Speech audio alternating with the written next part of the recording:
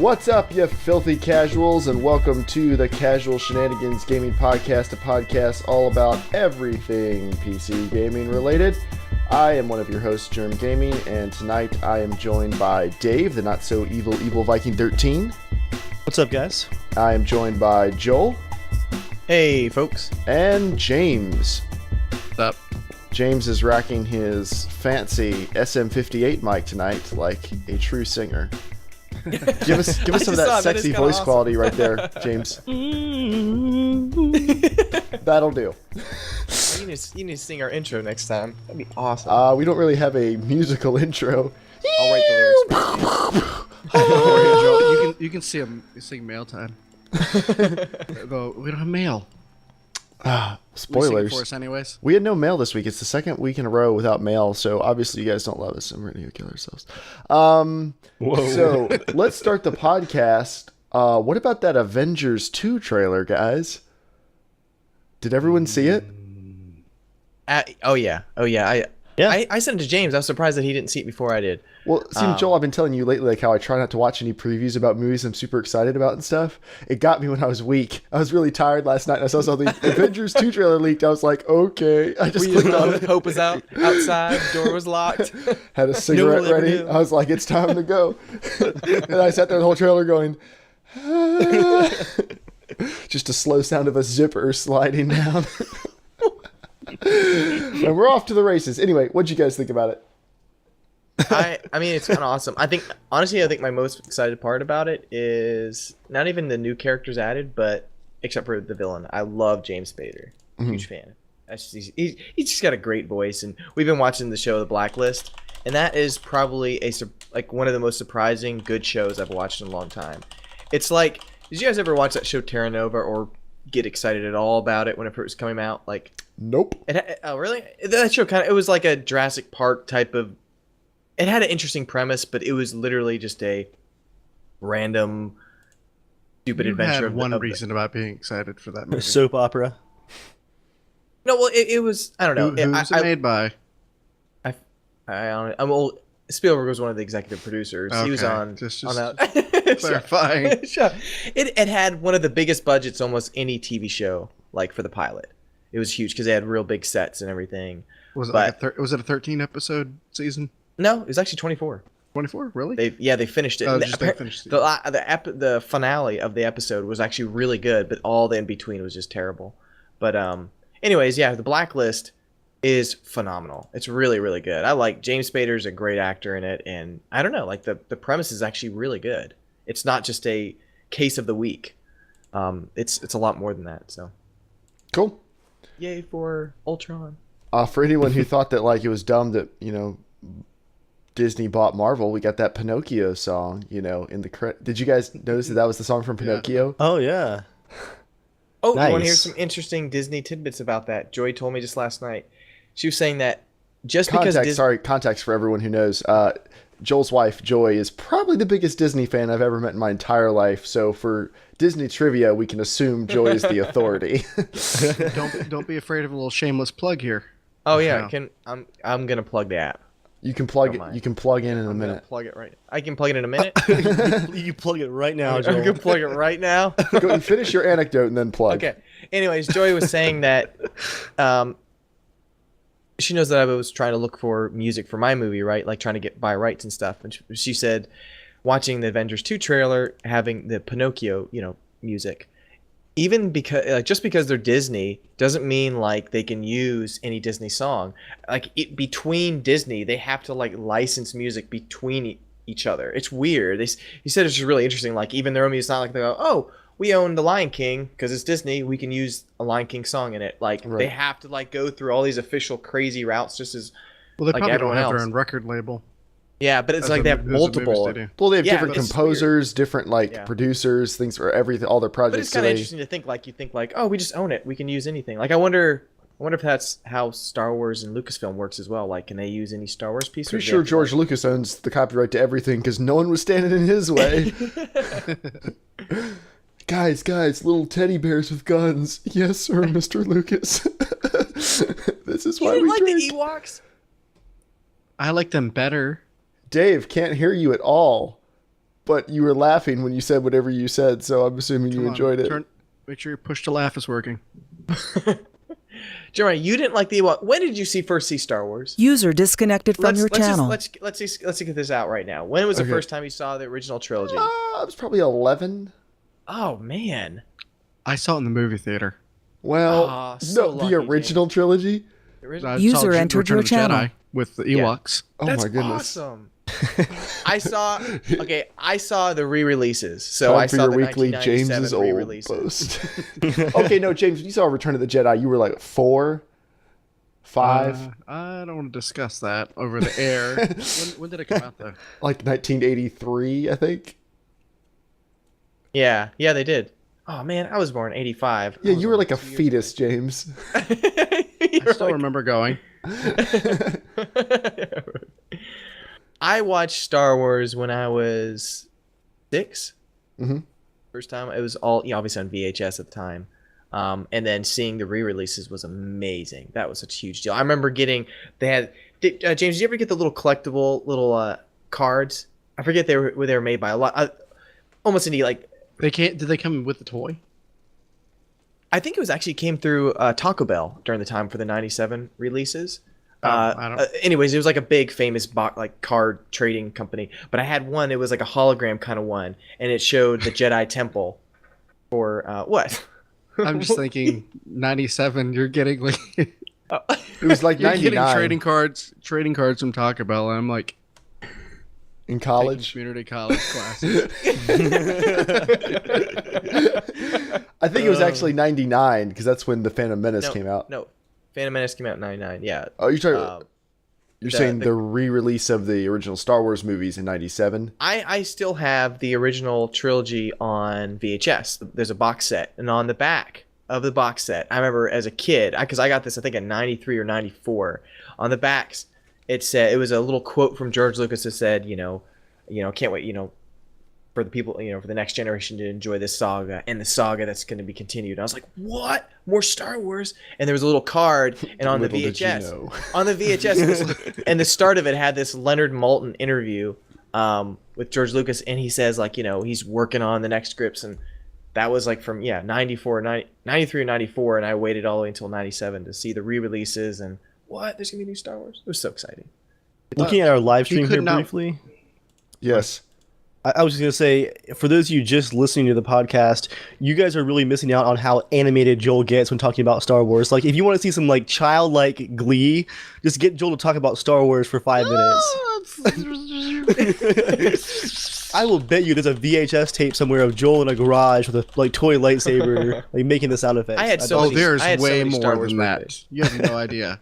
Have you not shown him the whole Star Wars film you made when you were a kid? Have you seen the one that's on my YouTube channel at all? Yeah, I've seen it. Okay. Yeah. Jeremiah, No, have you seen that I one? understand. Have you seen that one, Jeremiah? I don't know. Oh, It's an action figure film. I'll have to link. Yeah. Gosh, But I'll just have I'm to watch sad that because later. the one won't I don't have, right?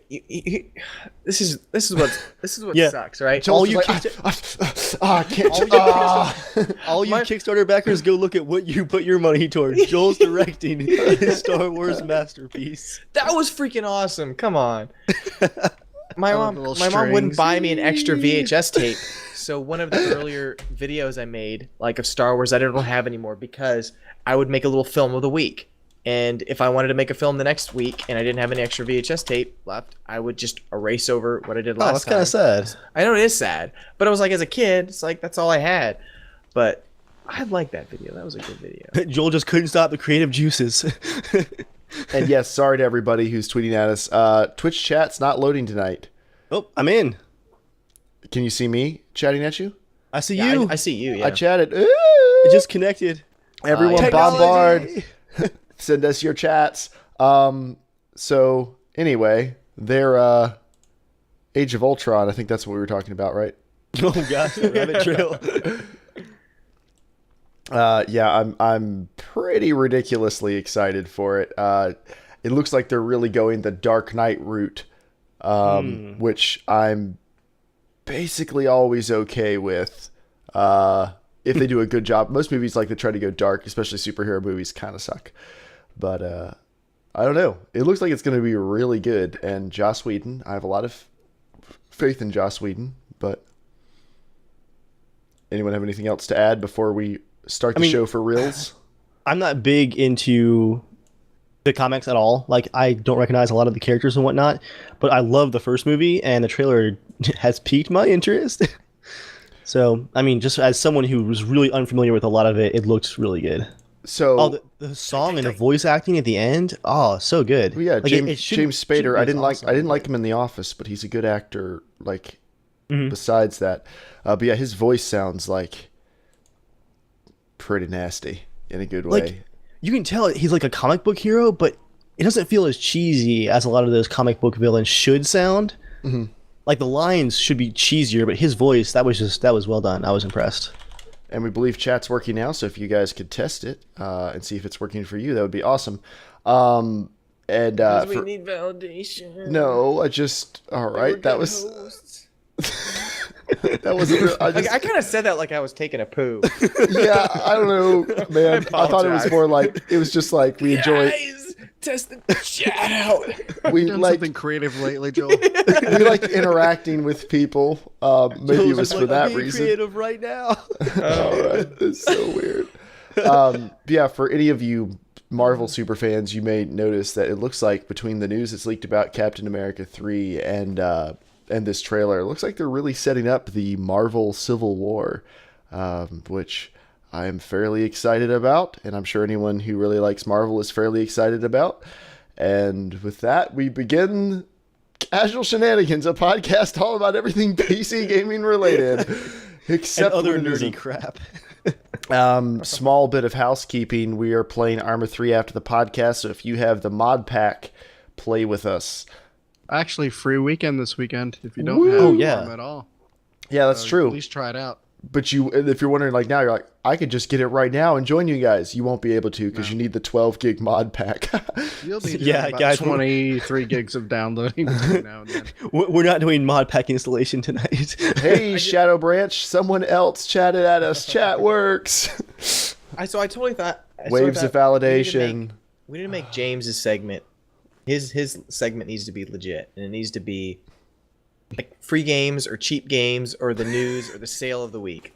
James, that's totally you. You need to have like a sale of the week. Like, hey guys, just letting you know that Bejeweled Twist is 99 cents tonight.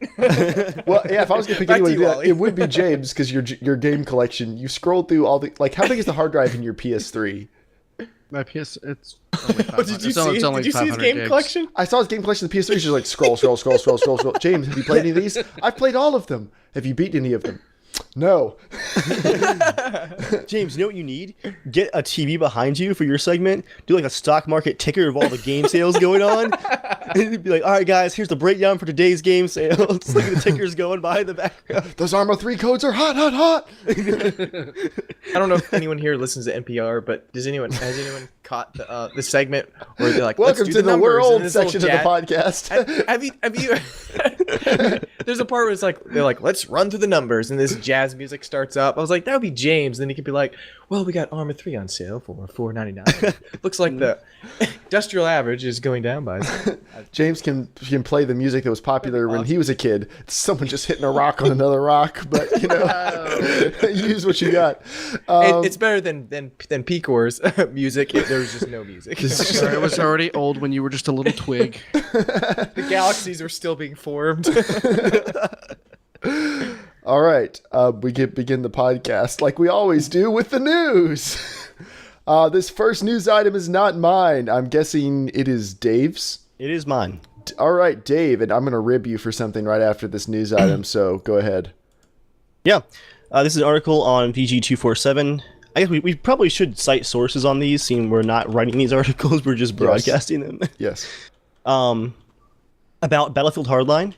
And it's talking to the lead developer working at Visceral, and about how after that initial public beta that was really early on in the game process, they went to EA's new CEO and said, look, we got a lot of feedback from the fans. They're saying the game isn't taking advantage of its strengths, like the theme of the game. Like, it's still too much like Battlefield 4. We agree. I mean, the public has already made their opinion. We want to make it better. Can we delay the game by 5 months? And they actually got the go-ahead from EA's new CEO to push the game way back.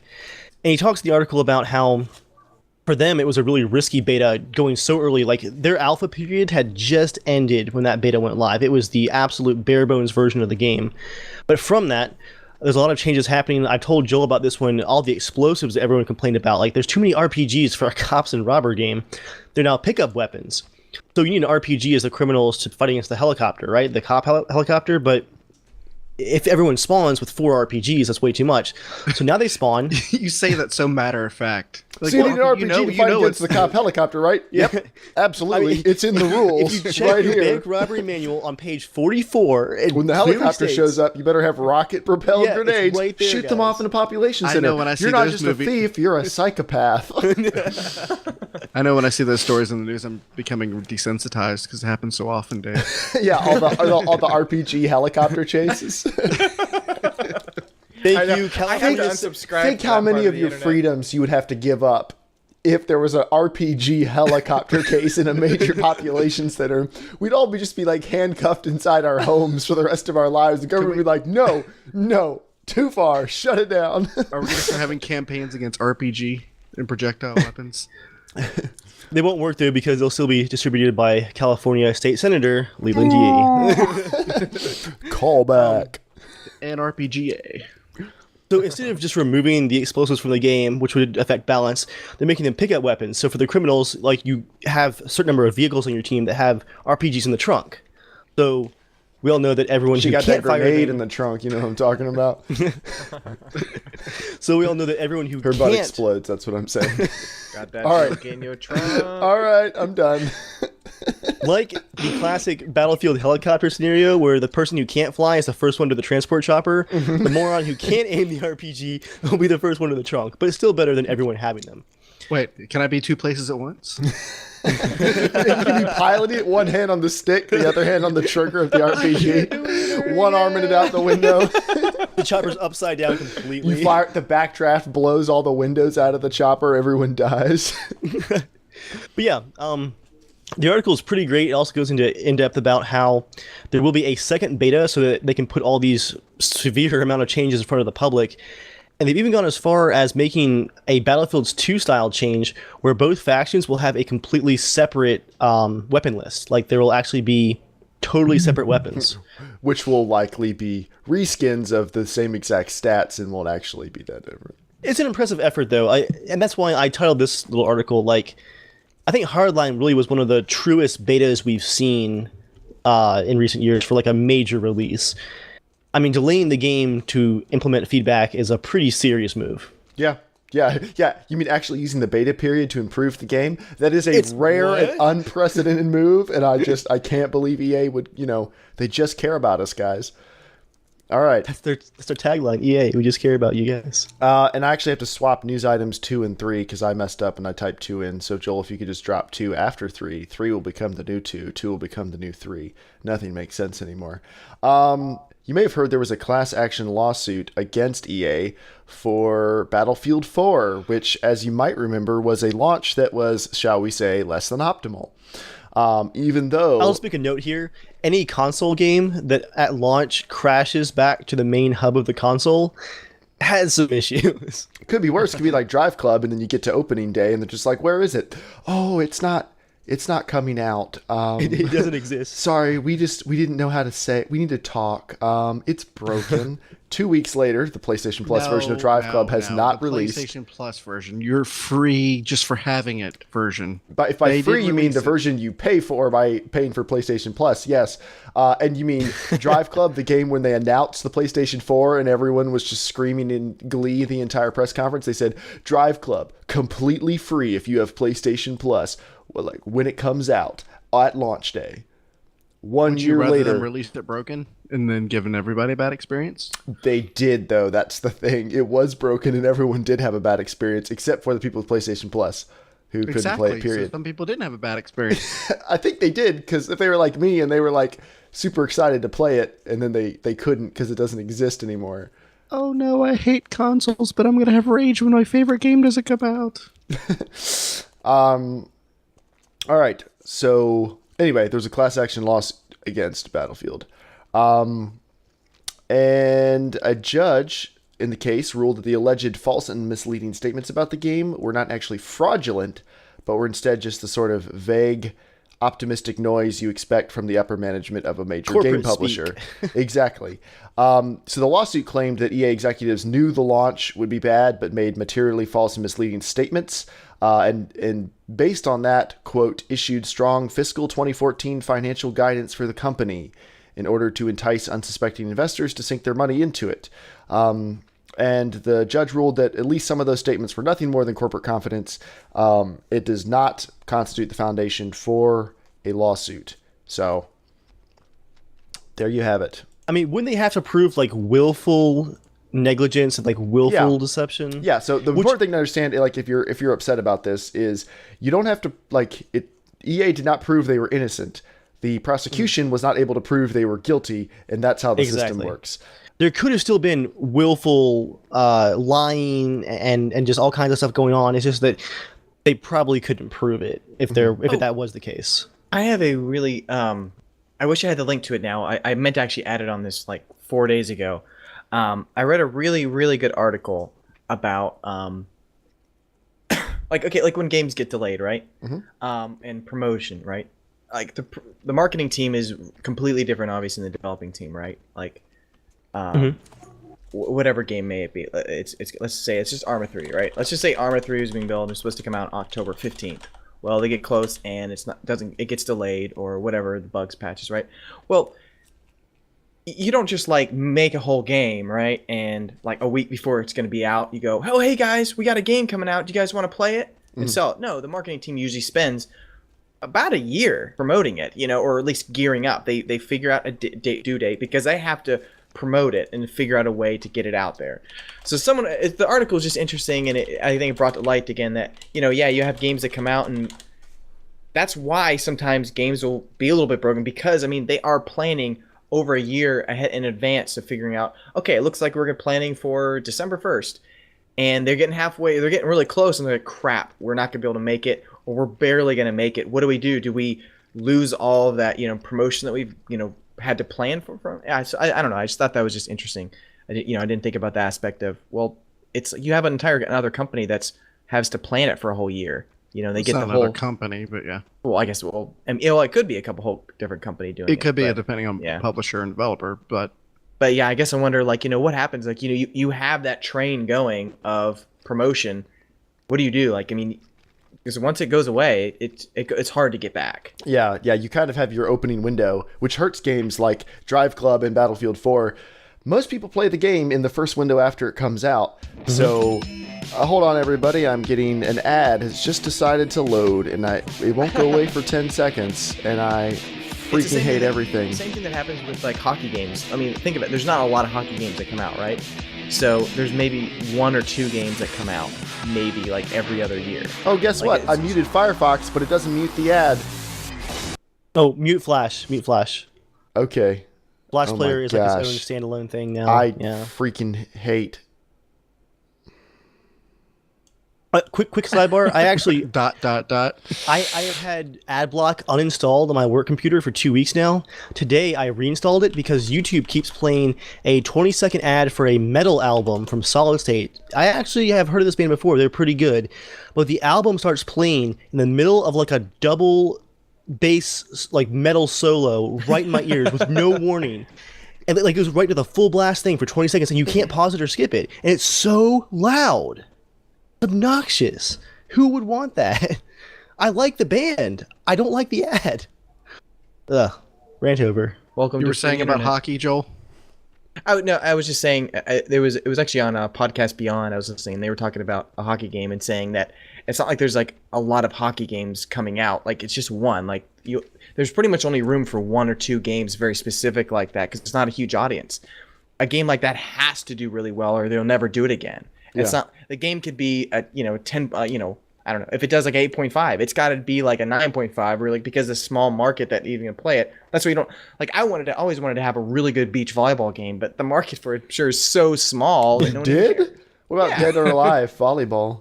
No, I didn't want to play that. That's just yeah, that's a little gross. It's sketchy. If it was dudes, maybe. If they're all John.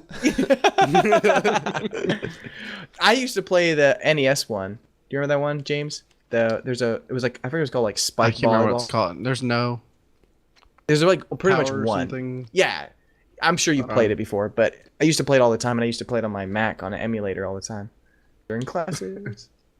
Okay. All right, so that's Battlefield 4's class action suit. Our next Super Spike. That's FYI. it. Yep. Oh, yeah, okay.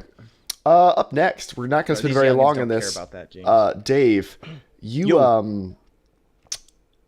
are considering upgrading your graphics card.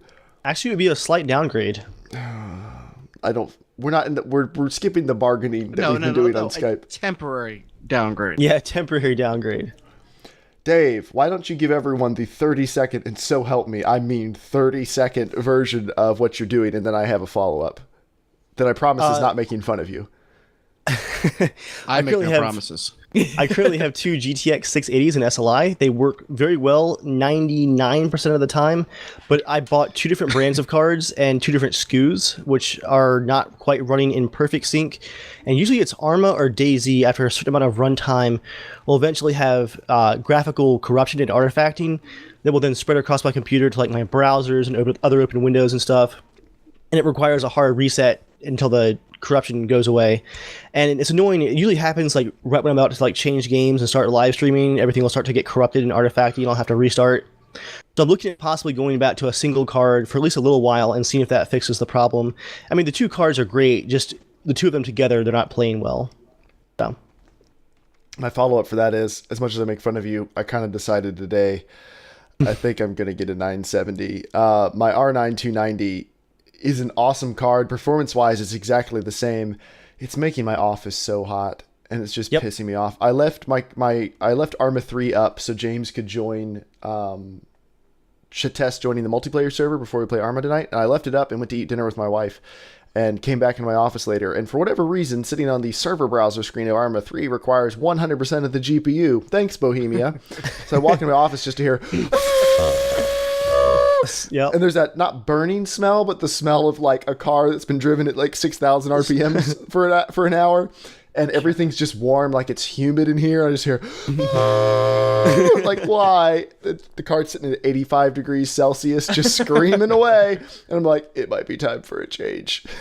and I'm glad you brought that up because it's now getting cooler around here, and I'm not using my window AC unit as much anymore. So recording Total War in this last week, I noticed that as I got closer to the end of the episode, looking back on the audio track, one of my cars was at 100%, and the fan noise was actually louder than the AC is, like in the summertime. Are we back to the GTX 480 problem? It's not quite that bad, but I mean, the 680s are still hot and loud cards. And looking at the power drop and the heat drop and the sound drop on the 900 series, like, But aren't you just gonna like boost it up again? So pretty much you're gonna upgrade, and then you're gonna maximize the GPUs even higher, and they'll just be back to the same. But they're lower Well, wattage cards. yeah, What? even looking at the wattage, Joel, even if I do SLI again, like I buy a second 970, say in Will like it still be a February. little bit less? What? Will it still be a little bit less wattage and power? Yeah, that's actually Significantly less. the big actually. difference with the GTX 900 series. They are a little bit more powerful as always, but they are a lot more power efficient. 40% more power efficient. Yeah, in some that was cases. actually a fairly big improvement. So for me, I wouldn't be changing performance at all, but I would just be a lot quieter and cooler, and I'm not going to lose much money to do it because I bought my R9 290 for a great deal, and they haven't dropped too far yet on eBay. So I'm basically going to be able to do an even trade and just drop my volume down. Whoa, though. Does that mean you're going to be wearing clothes now while playing? Because I kind of like the shirtless playing. It was just all moist over there and sweaty. Like, No I'm one playing does. ARMA 3. It's a jungle over here. Dave will blanket on now because it heated his home. Yeah, the only downside, guys, about getting rid of the 680s is I'll have to go through the same process that I went through when I lost my 480s and I sold those off. Is I have to call my power company, they have to put me on speakerphone, I have to inform them, guys, I'm getting rid of the graphics cards, there's a lot of yelling and crying, they have to go through a period of mourning, I have to sign some paperwork. A couple and then yachts I can get sold. They cancel some Christmas bonuses, some kids don't get presents this year, but Dave saves on his power bill.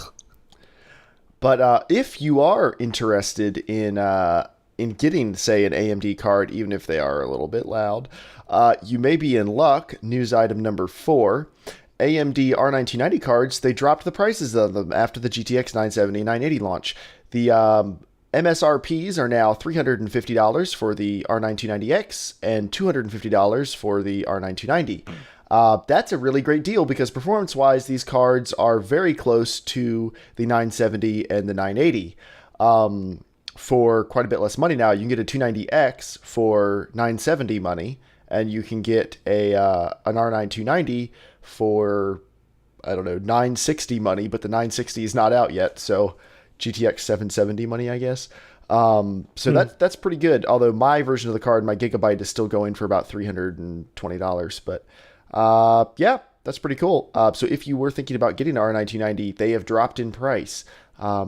Again, you did just hear me complain that it's a little bit loud and hot. That is certainly true, but it's still a great performer card, especially when the price drops.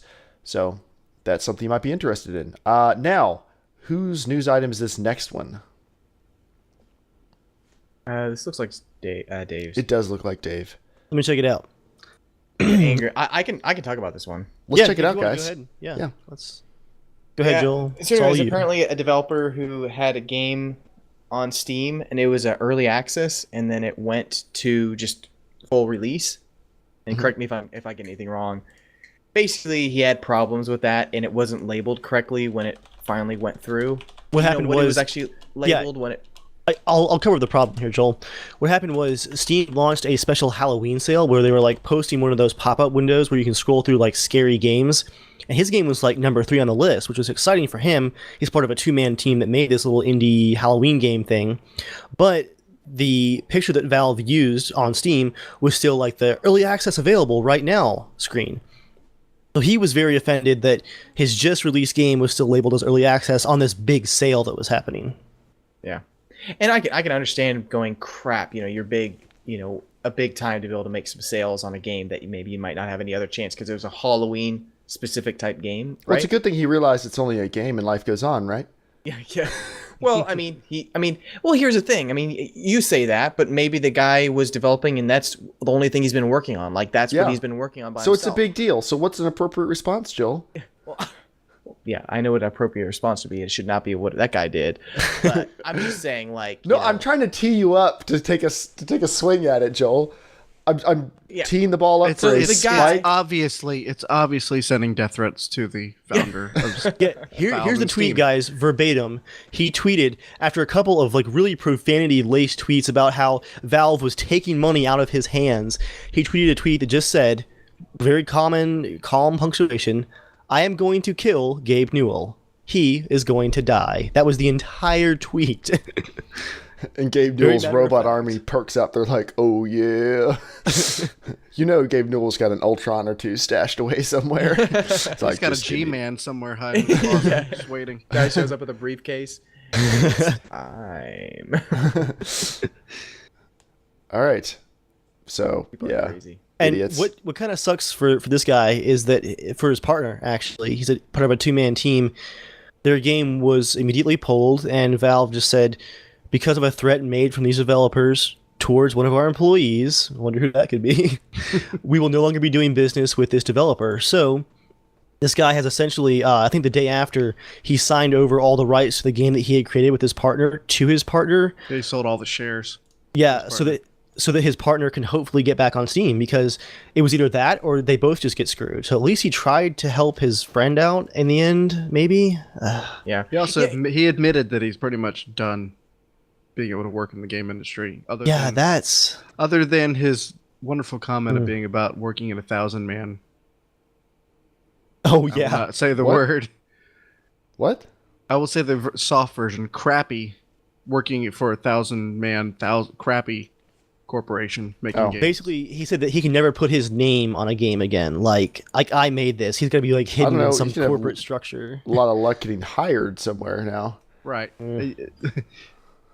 His name aside, him saying that about the other companies that make games, Yeah. Oh, yeah. They're going to hire him either. I mean, That's true. He's kind of screwed himself on a lot of different fronts. Oh, man, after making death threats, no one's going to want to publish one of my games. I guess I better go work for one of these ridiculous moron companies. Am I right? Wait, why? Call me back, guys. Call me. Stupid saps. I guess I'll work for them. so when you see Probably his steal from resume in them, the too. stack, do you say, I wonder if one of those companies? Yeah. Not We are you guys. EA. You guys are too small and poor. You're not one of the ones I was making fun of. Yeah. He's going to be doing something not in the games industry. Just going to take a guess. All right. Yeah, that sucks. Consequences. I got number 6. All right. You got it. Do it. It's Dark Souls. So apparently, Bandai Namco, who made Dark Souls, and From Software, they're gonna finally lift the Games for Windows Live ban hammer from Steam, and you don't have to use that anymore.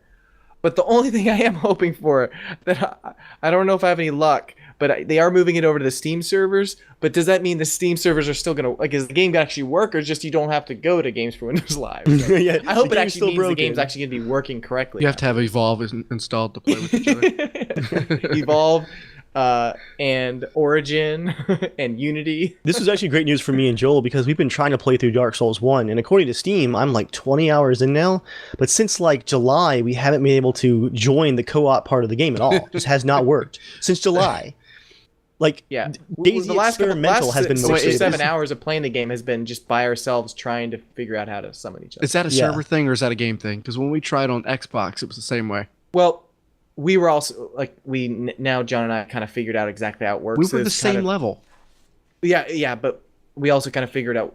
We figured out basically the thing that if you walk away a little bit and you come back to that area, it like resyncs and it shows up like really quick. And so that was something we were never trying before, and some other things we didn't know about as well. But yeah, I mean, for a while Xbox wasn't working because there was the free version that came out, and the free version and the purchase one, like the disc-based one and the digital one, weren't working together. So now it just literally halved the community in half, and it's already an old game, so now you have a smaller community playing. But now they just recently did a patch, and it's working really well now, as well as Dark Souls can work.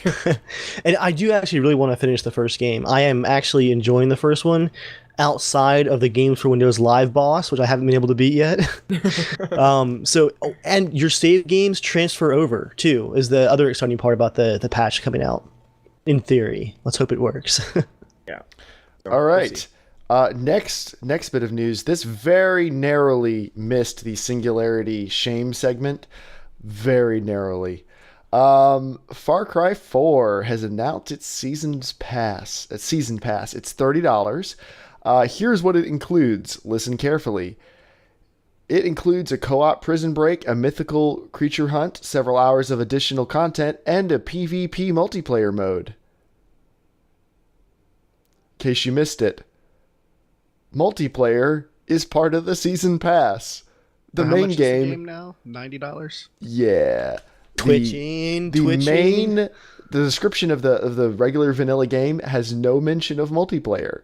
The only time multiplayer is mentioned is in the description of the season pass DLC. Does that include the co-op too, or is it like PvP only? Just says No one PvP. knows.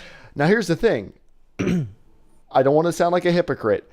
Granted, I did not play the multiplayer in Far Cry 3, but that was because it didn't work. The one time we tried to play co-op, it took us an hour to get connected to a game session so That we was could actually horrific. play together.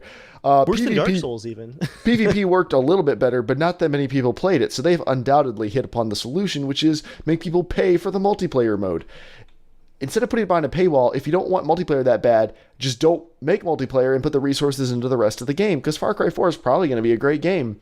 And if people want multiplayer mode, fantastic, but just like putting it behind another paywall virtually guarantees that no one will be playing it in Yeah, it's 5 funny when- months, when I- 6 let me months. Let me ask you guys this, philosophically. Would you guys be up for splitting the cost of games? If the cost went down, I wouldn't be like... Yeah, so if you paid, instead of like buying Call of Duty for $60, you paid 40 for or, you know, multiplayer, 50, and then you paid separate for the multiplayer. I'd be fine with it. I would love that. I'd pay Yeah, because I think $15 about for the it. Call of Duty campaign because it's very short, and I would pay the That's other true. $45 for multiplayer. But No, yeah, but think about it. definitely. How many other games would you buy if you could just buy the multiplayer? Like if you if you were really into multiplayer. But how many people would split costs and developers would actually make less money? Like, who would buy the Battlefield 4 campaign by itself for $20? It was a cool campaign. It was flashy. I enjoyed it more than multiplayer. It was flashy. The Frostbite engine looked good. Would I pay for it on its own? No. Mm-hmm. Yeah, those are both good points. That like we'd like to, but for graphics. From the developer standpoint, it probably doesn't make sense to split it up. Like some of those modes are undoubtedly packaged in. It's kind of like True TV in your cable package. No one wants to pay for True TV, but it's there, so you'll watch World's Best Police Chases / cooking show. Heck yes, I mishaps. will. Yeah. So, yes, but at least with run cable, them down. You can get a basic package. You can't get a basic package on a game. Very true. Very true. There's no over-the-air option. Well, that's called free-to-play. Right, but I'm saying if you get, say cable, you can still get the local channels and plus, a couple extra, maybe 20, 30 channels. Right. For a very, very minimal fee, but you're guaranteed that you're getting reception. That's really good, James. That actually makes me think of something even like Skyrim or like not Skyrim, Elder Scrolls Online or the Star Wars Online. There's a whole PvP like battle mode. Like I never get into that. I'm never good at it because it means hours of like trying to figure out top weapon stats and stuff like that. I would pay just the single player type regular part of the game and not have to. I'm never going to touch that. Same thing with Call of Duty. I touch the multiplayer every once in a while, but I don't have any other friends that are going to play it with me, so I only play the single player. So. I think there could technically be a business model in this if you took your multiplayer, because I imagine that's easier to update than a campaign. Oh, definitely. Because there's a lot of stuff that goes into your campaign. Once you build that engine and you start building your maps and your assets, it's not hard to release a next year's edition with 10 new maps and different modes and stuff like that. So anyway, all right. So as always, we don't know for sure until it comes out, and we'll see. Introducing the Casual Shenanigans Season Pass DLC, where you get the second half of each episode. All right. We should do a pay per audio channel. You can only hear one person. You pay to hear Dave, James, no and one's Joel. ever gonna buy mine. Well, we have the economy version, which is just mono audio. I know. We have stereo, surround sound. Stereo's gonna let you down. Pay to mute, so they can pay to mute me. You will make a lot of money. Can we sign up? I'm just kidding. $5 a podcast just to mute me. There's a lot of internal spending on our podcast. All right. Next news item. If you are like me, you don't necessarily want a massive monitor. You want a monitor that has high DPI. And up till now, if you've wanted a 1440p IPS monitor, your choices have been a billion different 27-inch models, or a Galaxy S5 or Galaxy Note 3 smartphone. LG G3. Yeah, the G3 smartphone. Those are your choices for an IPS screen. But now, BenQ, who makes awesome professional graphics monitors, has announced a 23.8-inch 1440p monitor, which gives you the same relative DPI as a 32-inch 4K monitor. Or not DPI, PPI. The pixels per inch is about 123 compared to a 27-inch or 28-inch 4K monitor, which is about 165, and a 27-inch 1440p monitor is about 109. So it's a nice little bump up, and it still fits on your desk. There's no word on pricing yet, but it is 60 hertz full 1440p IPS, so that's a pretty good gaming monitor. So how does that compare to Retina, Joel? Which Retina? When they first came out with Retina and it sucked, or as they've made it incrementally better and added new catchphrases? Retina, Retina Super Retina, Retina HD, Retina HD. Jobs Edition. Okay, I have something actually really good to say about Retina that I was reading about resolutions coming out, okay? Mm-hmm. And I think, Jeremiah, you're up to date on a lot of this. Okay, so we have 4K, we have 1080p, so someone could say HD, right? Back in the day, it could 1080p, 720p was considered HD. It is actually still right? considered. Yeah. It's still considered HD. So 720p, 1080p, 1080i. All you have 4K, you have Ultra HD, which is actually slightly different than 4K, isn't it? Like Ultra HD is not 4K; it's like close or Ultra something. HD is what everyone is referring to as 4K. It's the way the scan lines work on video. They are slightly different. Yes. Ultra HD is slightly smaller than true 4K, but they're calling it 4K, so But that's it's just medium going to be minimum, something. so that's all that matters. Yeah. But either way, now I do think for what Apple does when they say Retina, instead of trying to go like every screen, like okay, my iPhone 6 is just about the same as the iPhone 6 Plus. I mean, they have a bigger screen. It has a slightly better DPI and everything. But to the average person is going, I want to have the screen that has that sharp look, right? That's what I'm looking for. I don't care if it has the 1080p or it has slightly more than that. There's a different name for it. I think that is really smart. And so like, instead of just being retarded and going, oh, well, here's the 24p model, the 1440p, the Ultra Max HD edition. Here's the, it's just simple. It's the Retina. Like it doesn't matter. Oh, I definitely agree. That's what Apple's so good at. Yeah. Apple is great at marketing, and they've done an awesome job of, for people who don't know, yes, Retina sounds like, oh, Retina, it looks amazing. That's all you need to know. You are absolutely right. To people who know what they're talking about, Apple's super patronizing when they're like, the best screen we've ever made. 4.5% thinner, 2% brighter, 1.5% more battery life. It'll be $600. And people are like, yeah, I mean, it's better. So we have to. It's right there in bullet points. I'm quite proud. I just caught 2 fish with 1 hook. I'm pretty proud. Basically, every press conference, they're like, remember the world-changing things we came out with last year? They're shit. Welcome to the new Apple. It's so amazing. You'll never want anything better than this. This is the phone that artists use to create the world. Next year. Remember that piece of garbage we put out last year? Yeah, you can forget it all about that. New hotness. If you're still using that, why don't you just go ahead and kill yourself? Have you seen the Oatmeal comic about Apple devices? Mm-hmm. I love that one. It's like it shows this guy. It's like I think it was with the iPad. It's like the iPad such came out. It's like, oh, he goes out and buys it. It's like so excited. He's like waiting in line. He comes back home, like he like unwraps it just when it's like just in. It's like the iPad 1S or something like that comes out. He's like, no, and then it shows the guy like selling his family and his kids. He's like out on the streets. This is horrible crash, but he's like gargling people's balls. It's horrible. It's so bad. I don't remember that part of the comic. Oh my gosh, I don't know why. It was just like this is horrible. Isn't the last frame, Joel? Like, he's like buying like the edition 7. No, well, yeah, he got the 1S, and it was like just as he opens that, it was like the 1S too. And it was like it's great because then he just kills himself. One of the last panels, he's like checking out for like the version 7, and like the truck delivery guy is like going by like, hey, where should I put these version 8s? And he's like wheeling in a new pallet as the guy's like about to swipe his credit card. You have to admit that the S is a little patronizing. Oh, it It's definitely like- is. It's like, we just released the best phone ever, but now we made it just a little bit better. We could have done Yeah, it yeah, last the S time, is but always now you like get the- better version. The S is basically the, so guys, when we put out the new version last year, there was some stuff that was kind of broken. Remember all that stuff that didn't work and people complain about? It's all fixed now, and it's also a tiny bit thinner because that's what you guys expect from us, so you can go ahead and pay full price for the repair. Thank you. It's actually a really, really smart move. Oh, it's made them tons and of they do money. that- they It's do just that in games, patronizing to too. people who know what they're doing. It's smart. Do you know when they do that in games? Yeah, you tell me- Madden every year, Call of Duty every year, every sports game no, every year. Every sports game. No, I was gonna say they do that a lot in certain games like Gears of War, right? Like in between official numbered games, like not having official number allows you to try things that are not officially connected to a number of the game.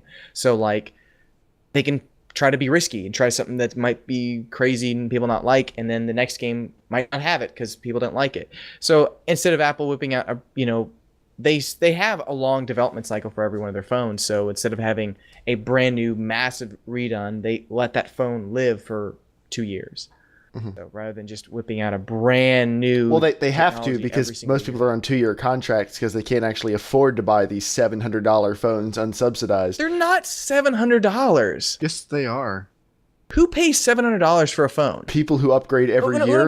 Have and you, guess what? Have you spent $700 on a phone? No, because I'm not a moron. Dave, have you spent $700 on a phone? Also not a moron. I don't think James has spent $400 on it. Right, because Tell we're me not one morons. person you know that has bought a phone for $700. I don't know one person. A lot of people do because a lot of people now are doing the monthly payment Subsidized. plans, the no unsubsidized, where basically you roll it into the price of your I would monthly say it's bill. a very small amount of people. No, Joel, but sometimes you get thousands chance of for it. people do it every single, like the hardcore Apple fans, and there's hardcore Android fans. Thousands out of millions of people? Well, Just you're saying thousands? who That's so does it? much. Who You does said it? you don't know anybody. Thousands is a lot don't more know than anybody. 0.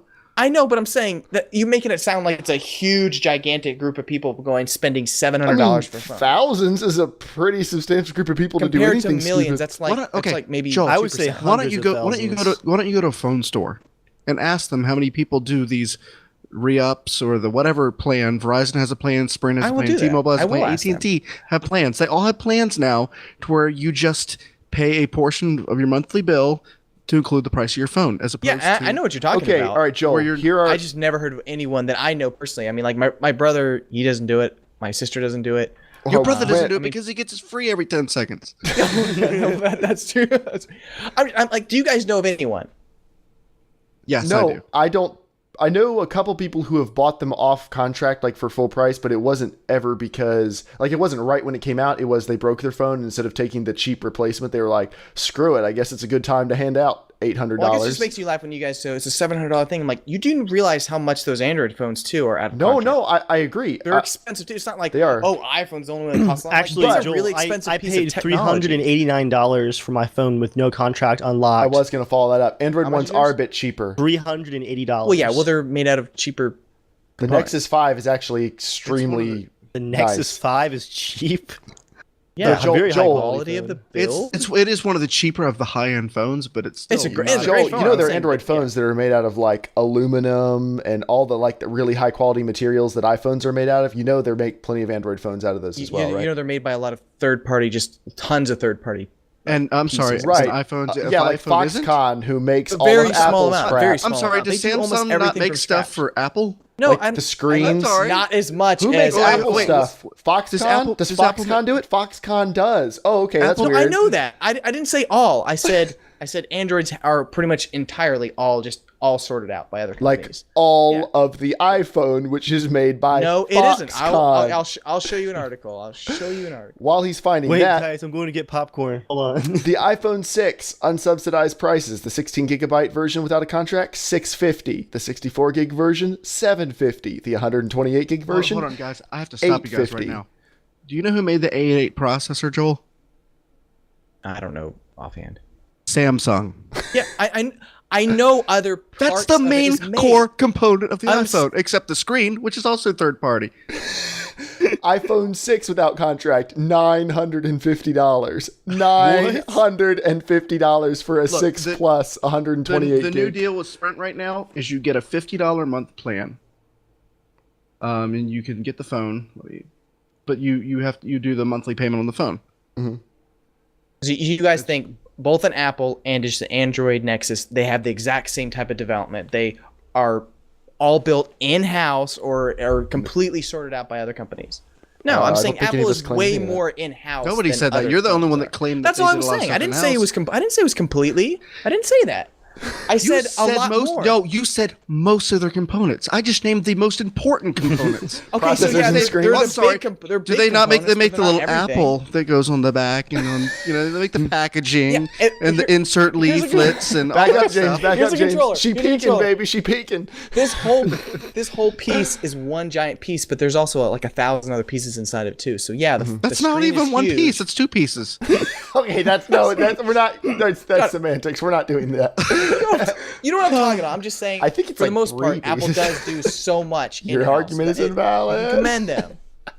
No, I will. That's straight up true. Like that. No, That's, I'll give you I'm that. saying Apple, from their reading R&D, articles, their R&D is very in-house and very that's all I'm secretive. talking about. But Google also does a lot of the They same do stuff. meet with their manufacturers like Samsung to discuss how to make their chips. While Apple and Samsung aren't in the middle of suing each other, how does that work? They're suing each other back and forth nonstop. It is a weird abusive while relationship. they buy parts from each other. They're like, okay, now that we finish up the lawsuit meeting, good price on those screens, guys. be Samsung's fair- like, yeah, bend over. And they're like, Hey, that's fine, actually, we'll have- just have you jack the guys price read- up. iPhone customers will pay it.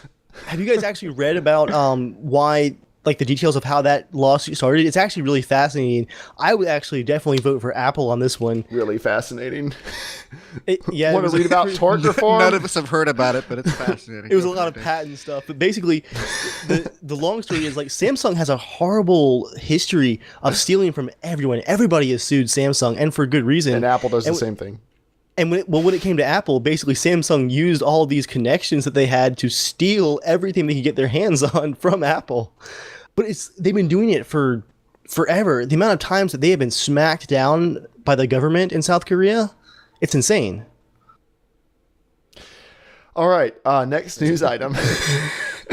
And I think, guys, we're gonna have to put off the main topic till next week. I think because we're like halfway. I got my money's worth out of that. We're like halfway through the news. We still got a lot to go through. James is just here to put out the bait. Was that like it's like a $3 over a period of like 15 minutes? Oh, not too bad. If you see me just walk out and go get a bag of popcorn, don't be surprised. Now, I almost did. Final note on that. One of the reasons unsubsidized phones are so expensive is a lot of that is paying for court fees and licensing costs for all the technology everyone's stolen from each other. So if you wonder why do your stuff cost so much, it's because people are dicks. All right, next news item. If you are a fan of Nvidia Dynamic Super Resolution, which is a stupid name, it was just basically... What an awful name. Why couldn't they call it, like, up-rendering? Why couldn't they call it Retina? Dynamic Super Retina. Super Retina HD. Retina graphics. Dynamic Super Resolution lets you upscale your games using the GPU. Like, if the game doesn't have an option for upscaling in it, which a lot of games don't, that's kind of a very PC-specific option, so most ports don't have this option. And Nvidia has just released a driver that now all GTX 500, 600, and 700 series desktop graphics cards can run their games at up to 4K and then downsample to 1080p to play. So you can't like run at 8K and downsample to 4K if you have a 4K monitor. Not that you could be gaming at 8K anyway, unless you're from the future. But yeah, so the GeForce Experience app will let you do that. It's called DSR. So if you want that, go check out the version of the drivers. Features of the 900 series. It was. Well, it was more a feature of the patch or the drivers. But they listed it when they were doing their event, when they unveiled it. They were talking about that as one of the big features. But I think it's cool of them to roll it out for like the previous versions. You know, they probably realized, hey guys, there's nothing stopping us from doing this. Let's just let's let everyone get it. So there's that. And then our last normal news item, Assassin's Creed Unity has very high PC requirements. Whose news item was this? This one is actually mine. Did you guys hear Dave. about this? Can you actually say it verbatim? It has what? Insanely high PC requirement. Insanely high. All right, guys, I'm going to read you the minimum PC requirements for Assassin's Creed Unity. Now, you do know this is a full only next-gen game. Just letting you guys know that. Yes, Joel, I am aware. Just keep that in mind. Just keep that in mind. You shut your apple-loving mouth. Yeah, Joel, right. even if we keep that in mind, this is still kind of ridiculous. So next gen only would be like Radeon 7870, GTX 580 and up. Okay, that would be like next gen only. All right. Okay, minimum requirements. 64-bit OS, sure. We're in a modern generation of operating systems. A Intel Core i5 2500K at 3.3 gigahertz or better. Recommended Intel Core i7 3770. Minimum memory, 6 gigabytes. Recommended 8. Minimum video card, Nvidia GeForce GTX 680. Minimum. DirectX 11, 50 gigabytes of hard drive space. Why, guys? Just compress the cutscenes, okay? Compress the cutscenes. I don't care anymore. Those are the minimum requirements. Recommended requirements get even better. If I can find them, I have just totally lost them. Recommended GPU, GTX 780. Thank you. There it is. Oh, or R9 290X. Their recommended graphics card is the best single GPU that AMD makes. So that's basically Ubisoft's screw you to PC gamers. We don't have time to optimize your version of the game. Yeah, that's basically what they're saying is force it. Assassin's Creed Unity, Brute Force Edition. And it's Ubisoft, so there's probably a season's pass. Pretty high or insane? No, Call of Duty had high. Not anywhere close to that. Call of Duty, that's always the case, though. Kind of insane. Well, because the game wasn't optimized really well. And I'm gonna post this image in the chat for you guys all to look at. Someone made like a little meme over on PC Master Race that made me laugh. It compares the console equivalent specs to the PC minimum requirements for Unity. You know, the 1.75 gigahertz APU with the 1310 gigaflop graphics card compared to the PC requirement of the 3000 gigaflop graphics card, and the 4 gigahertz Intel CPU with like 8 threads. Crazy. What other games have come out with that high minimum specs? Nothing. There's going to be more and more, guys. No, but Joel, that one's lazy. What they're saying is the minimum specs for this game is a 2-generation old, top of the line card, like not mid-range card. No, I know. I totally agree. I think Okay. it's frustrating that having a freaking PC, you need to have a 680 to play a game. I think you'll be able to play it on lower than that. I think it's going to work. I think you probably will be able to. Oh, yeah. Hopefully it's more of just a farce, right? But let's That's not say a it good isn't. marketing. Let's say it isn't a farce. I mean, so far the gameplay I've seen from the game looks insane. The game looks does. amazing. It really does look gorgeous. It's got, I think it's got 10,000 or so people, like crowds. It's massive. You know, it's a massive game, right? Indoor buildings everywhere. It's ridiculous. Like, I think it's going to be an awesome, beautiful looking game. But let's think back even just a few years ago. Like, every console game, it seems like you have to have double or triple the general amount to play it. And I'm not talking for well-developed games and optimized, or even half well-developed games. You know, Steam games and everything work so well on like the most minimal amount of graphics, right? Mm-hmm. Mm-hmm. This is one of the arguments I always try to bring up, that I'm like, I love PC gaming, but I feel like you just get screwed over so much. Where, yay, I want to play Assassin's Creed. F. I got to have like an insane graphics card where I know I shouldn't have to. I'm like, my PS4 has way less than that, and it's going to run really good. Well, you know? And the difference is, like, if Assassin's Creed Unity, if I thought it really had to have those specs to run well, I'd be like, awesome. Boy Blinky brought up in chat, was Crysis that bad at launch, relatively speaking? No, you could run Crysis on much lower settings and it ran okay.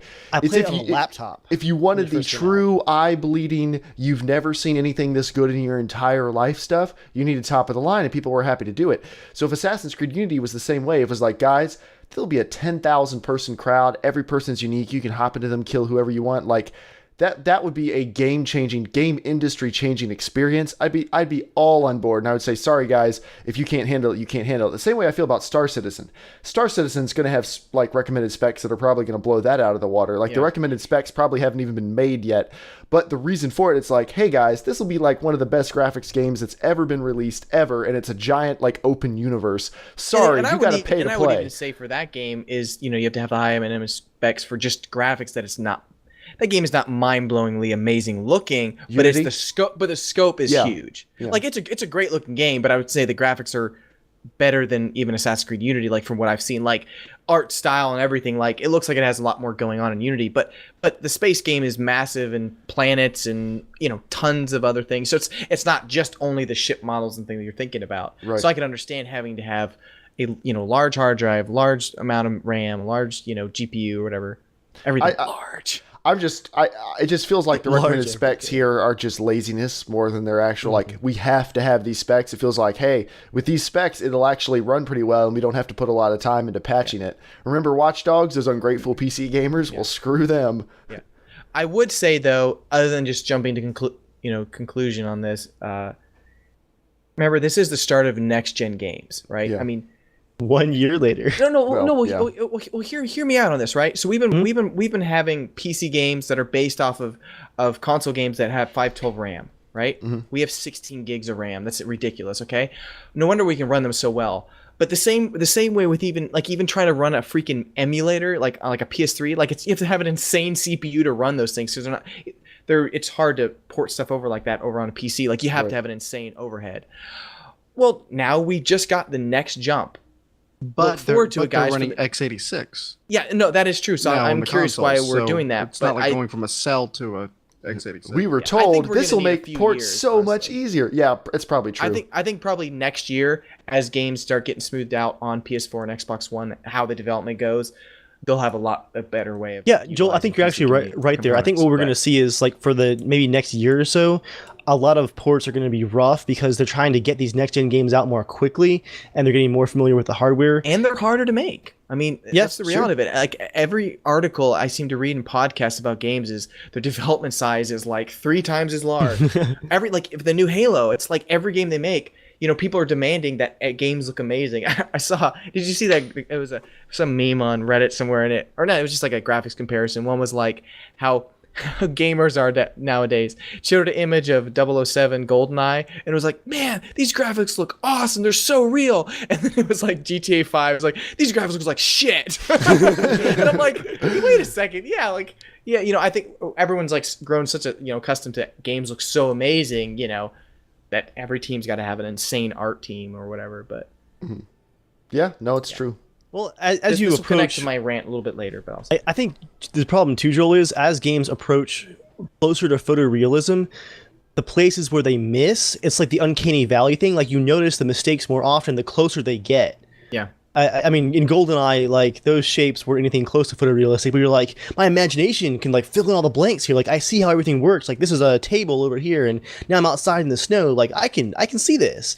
But now it's like, oh, the snow isn't like falling correctly on this texture because it looks almost so close to real. And this is going to be 100% correlated to when VR comes out. Like reading about it, they said that if a game cannot hold 60 or 120 or whatever, you know, the standard is, the game can look so amazing, the experience will be so good, but that one big glitch causes that headache. It goes out. And so, yeah, I mean, you know, it's kind of crazy. That's why I think VR is going to do a little bit better on PS4 overall for the general masses, because I think it's going to be more controlled environment. But I'm going to have both because I want to experience awesome. I want to experience the whole world. I think Sony can provide a better experience if they use all their peripherals well. But I'm afraid they're just going to see it. They're not going to see it as a game changer. They're going to see it as just another thing. Yeah, they keep Like, saying they're kinda waiting on. kind of like Kinect, kind of just fizzled out. A game changer, Yeah. like the PlayStation Move. Yeah, I mean those things are like, hey, well, we have to have motion controls. Yeah. We're not going to put anything behind it. Are they going to do the same thing with their VR? That's what I think the best thing about the PlayStation Move is hopefully bundling it with the VR, because I mean it's an amazing controller if it's going to be for VR. But yeah, we'll see. I hope they said they keep waiting. They're only going to launch it once a couple good, amazing games are made for it. I think that's going to be the key thing. Come on, All Facebook. right. It is now time for one of my favorite parts of the podcast, the Potato Patch, where we go over everything happening in the world of consoles. Our first bit of news, amazingly cutting-edge game coming to Xbox 360. San Andreas, a game that is now 2 console generations old, is now coming to a 1 generation old console, the Xbox 360. Except wait, it actually was on the Xbox 360 already as part of the Xbox Originals Classics you could buy through the Xbox Marketplace. As they're calling this internally at Rockstar, wait, how much money can we make off this game? They have pulled that version down, and I guess they figured since it's already on like iPads now, they could probably do a real port for the Xbox 360. So San Andreas will be coming out soon at 720p, because apparently running it at 1080p would just make the poor little Xbox 360 cry itself to death. So 720p San Andreas coming your way with achievements and exclusive secrets you can find throughout the map. I wonder if they internally asked them to lock it at 720p. I was wondering the same thing because of the photo texturing used in that game. I wonder if full HD, the building textures and all would look so smeared. Yeah, that's Well, I figured like they looked at it 1080p and 720p and they're like, there's no difference, and it runs a lot smoother at 720p. And in HD, this game looks like crap because it was designed for the PlayStation 2. So Blur it. yeah, exactly. Like, I mean, that's one of the problems with the last standard definition generation was a lot of them don't hold up well at HD without extensive tweaking, just because they weren't designed to even have models that were that high resolution. So it's not really their fault. They were building it for the hardware they had at the time. I have a tube TV for my old games. Really? for that reason. It makes it look better. It does. It's drastically better. It's like, holy cow. James, choke up on your mic a little bit. We have some complaints that we can't hear you. Sorry, guys. All right, our next bit of the potato patch is Star Citizen. You're like, Star Citizen? That's a PC exclusive. Yes, it is. And website gamingbolt.com, get a bolt of gaming now, is unhappy about it, and they have written an article called 15 Reasons Why Star Citizen Needs to Launch on PS4 and Xbox One, and we're going to go through the list together. Yeah! And this is one of those clickhole sites, so you have to click on every slide independently, and I'm sorry about that. Reason number 15, the console market is huge. The new-gen consoles have a huge fan base as of now, and that has to work in favor of a game that is on to tackle such an immense audience. Sorry, I think some of my brain just ran out of my nose trying to process that. Basically, lots of people own consoles, guys. That's why you need to put it out on consoles. Oh, I hadn't heard that. That logic is undeniable. Had no idea. Cross-platforming. Reason number 14. Chris Robert has voiced his fears over having to make separate communities. Where's this link? If there's a console launch. I didn't have it. I forgot to include it. It need not be that way. Star Citizen won't be like other shooters in the market where having a keyboard and mouse gives you an automatic advantage over other means of input. Except, absolutely, yes it will. You're flying a freaking spaceship. Are you kidding? Anyway, cross-platforming is very much possible. It would not affect the game's experience across different platforms. That is absolutely untrue.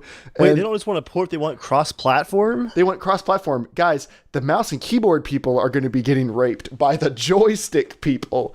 When you're playing, you don't play flight simulators with a mouse and keyboard. You use a controller or you use a joystick. I have used a mouse and keyboard for the Arena Commander version of Star Citizen, and it works decently well. But no, the joystick people are going to be wiping you out. And no, cross-platforming absolutely would not work.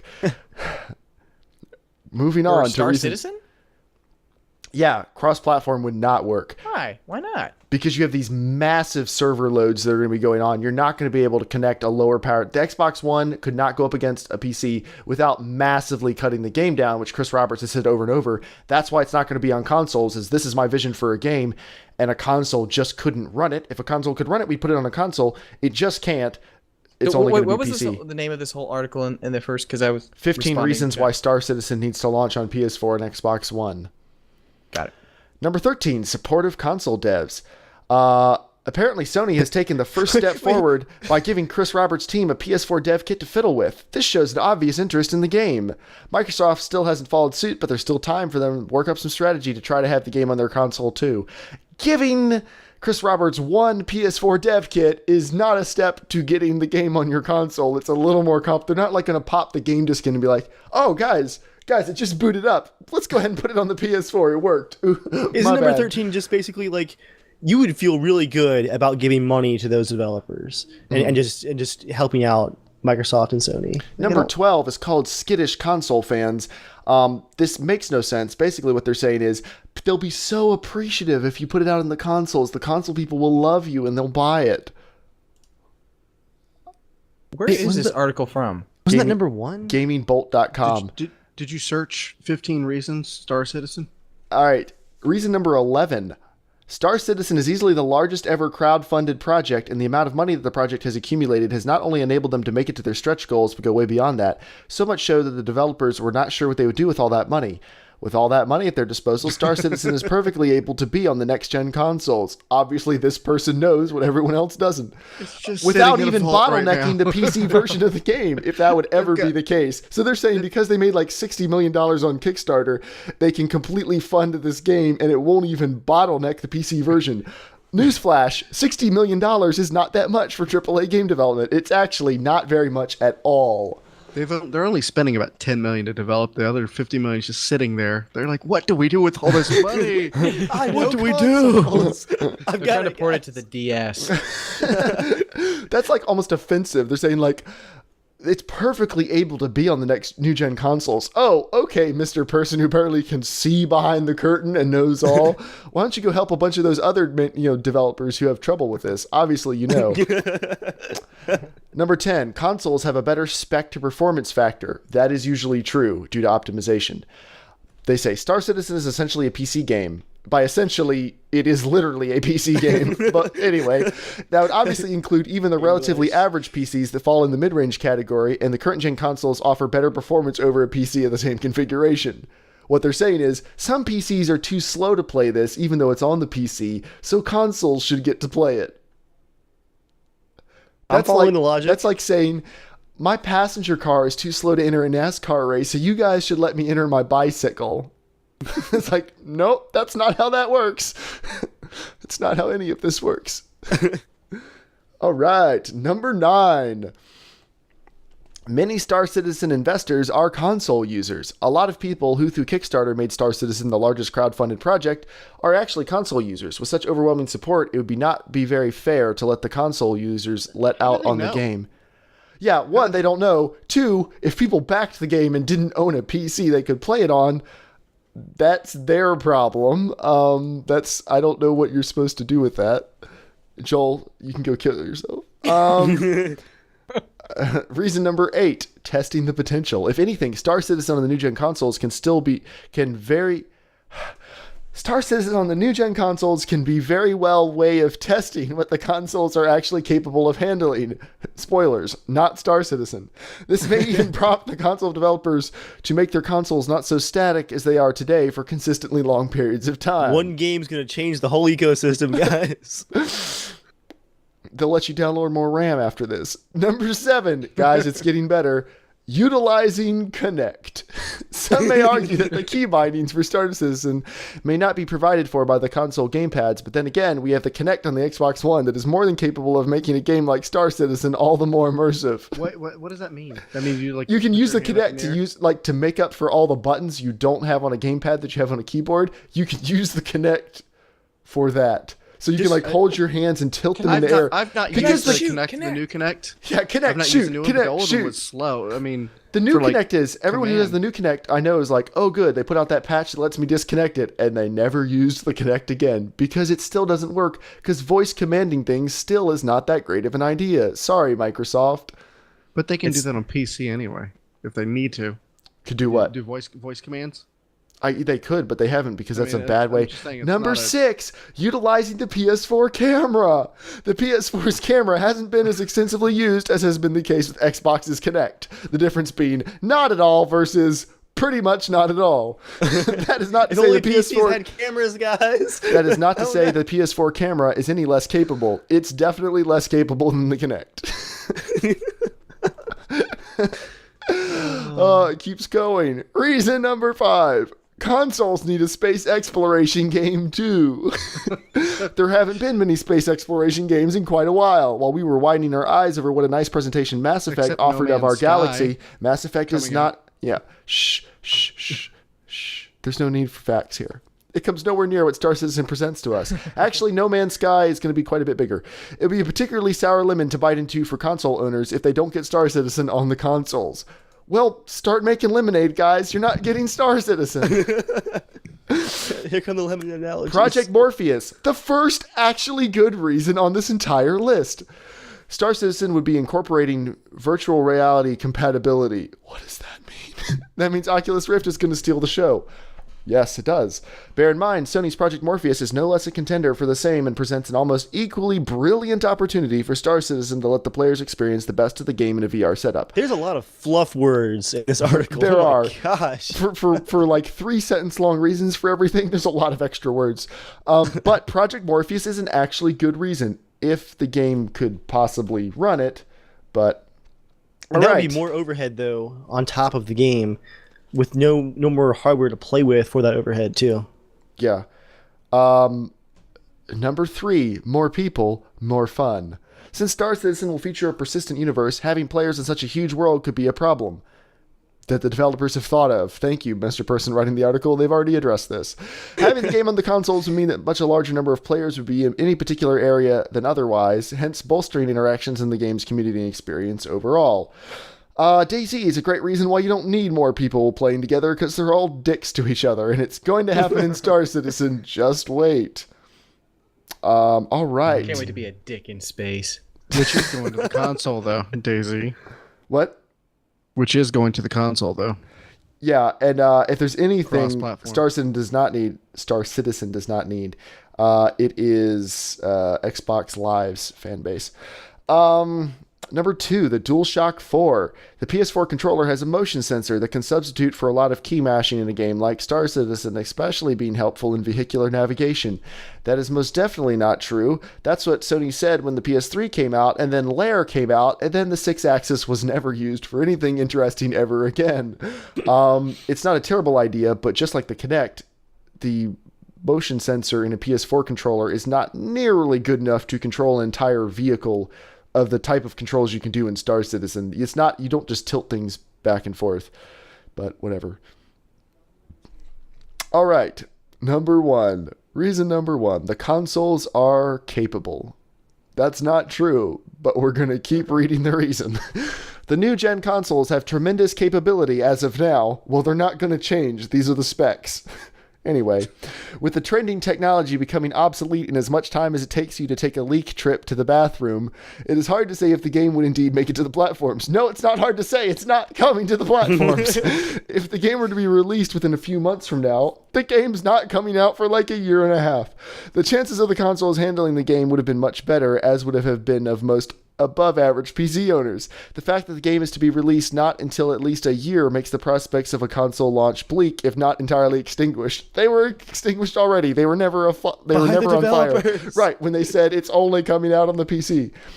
There are a lot of hiccups in the way of the game going to any other platform than the PC, and that's justified in the fact that Roberts is trying to build a game that will set a new touchstone in many ways for the games of the generation, and many people are mad about it. That sentence ran an entire marathon.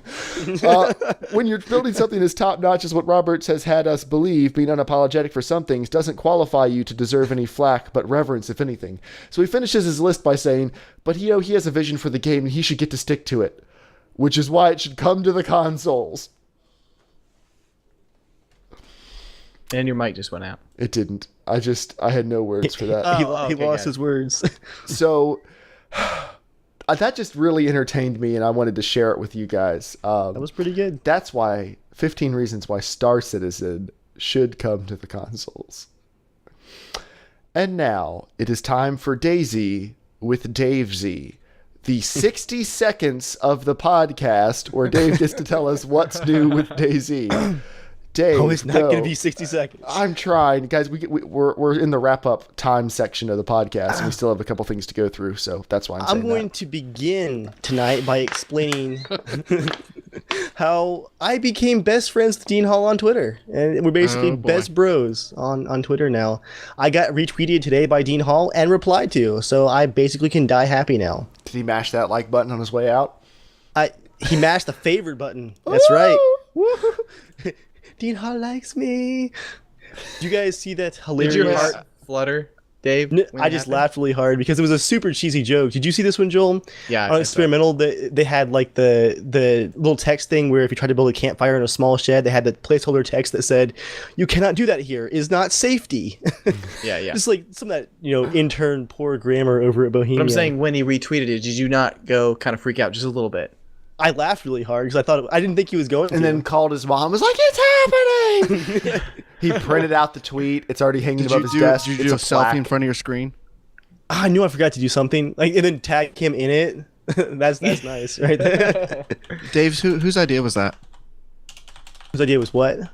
What? Whose idea was it to tweet that? To actually send it to him? It was your idea. I came up with the tweet. I stole the joke from Reddit, though.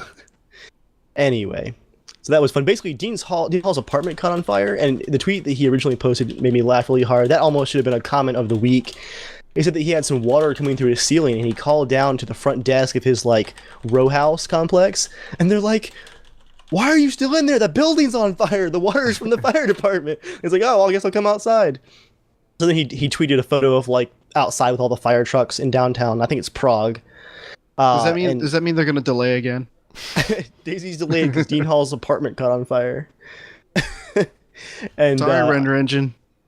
Just to reference that ridiculous text message, I just tweeted him and said, "Get back, Dean, is not safety," which is a super stolen, super cheesy joke, and that's what we got retweeted. But going back to Experimental in this week's DayZ with DayZ, there's no real news. There's some minor stuff. Moving on then. Good time. There's some stuff going on with farming and whatnot on Experimental, but it's just initial testing. But Joel mentioned last week that it's kind of fun to go back and listen to those initial podcasts talking about DayZ. So occasionally I'm going to bring up ridiculous bugs from DayZ Experimental where they're just testing systems just so we can look back. And this week I'm going to talk briefly about BootGate. So you guys remember when they first added temperature to DayZ and Experimental, you would like, get hot while wearing a coat in like That was only like 1 a minute month and a half ago. It was August. Do you guys remember that one time? Like 6 weeks ago. August just or happened. a month and a half ago. But I'm talking specifically on Experimental before it went to stable, when it was the Yes. placeholder system, Right. where it was ridiculous. Like for testing purposes, it was accelerated, so you would get super overheated really fast. They finally added, and this is why I'm calling it BootGate, wear and tear to your shoes. However, for the purposes of testing, because obviously in game your shoes are going to last for hours and hours, your shoes last for like 10 minutes before they're totally ruined.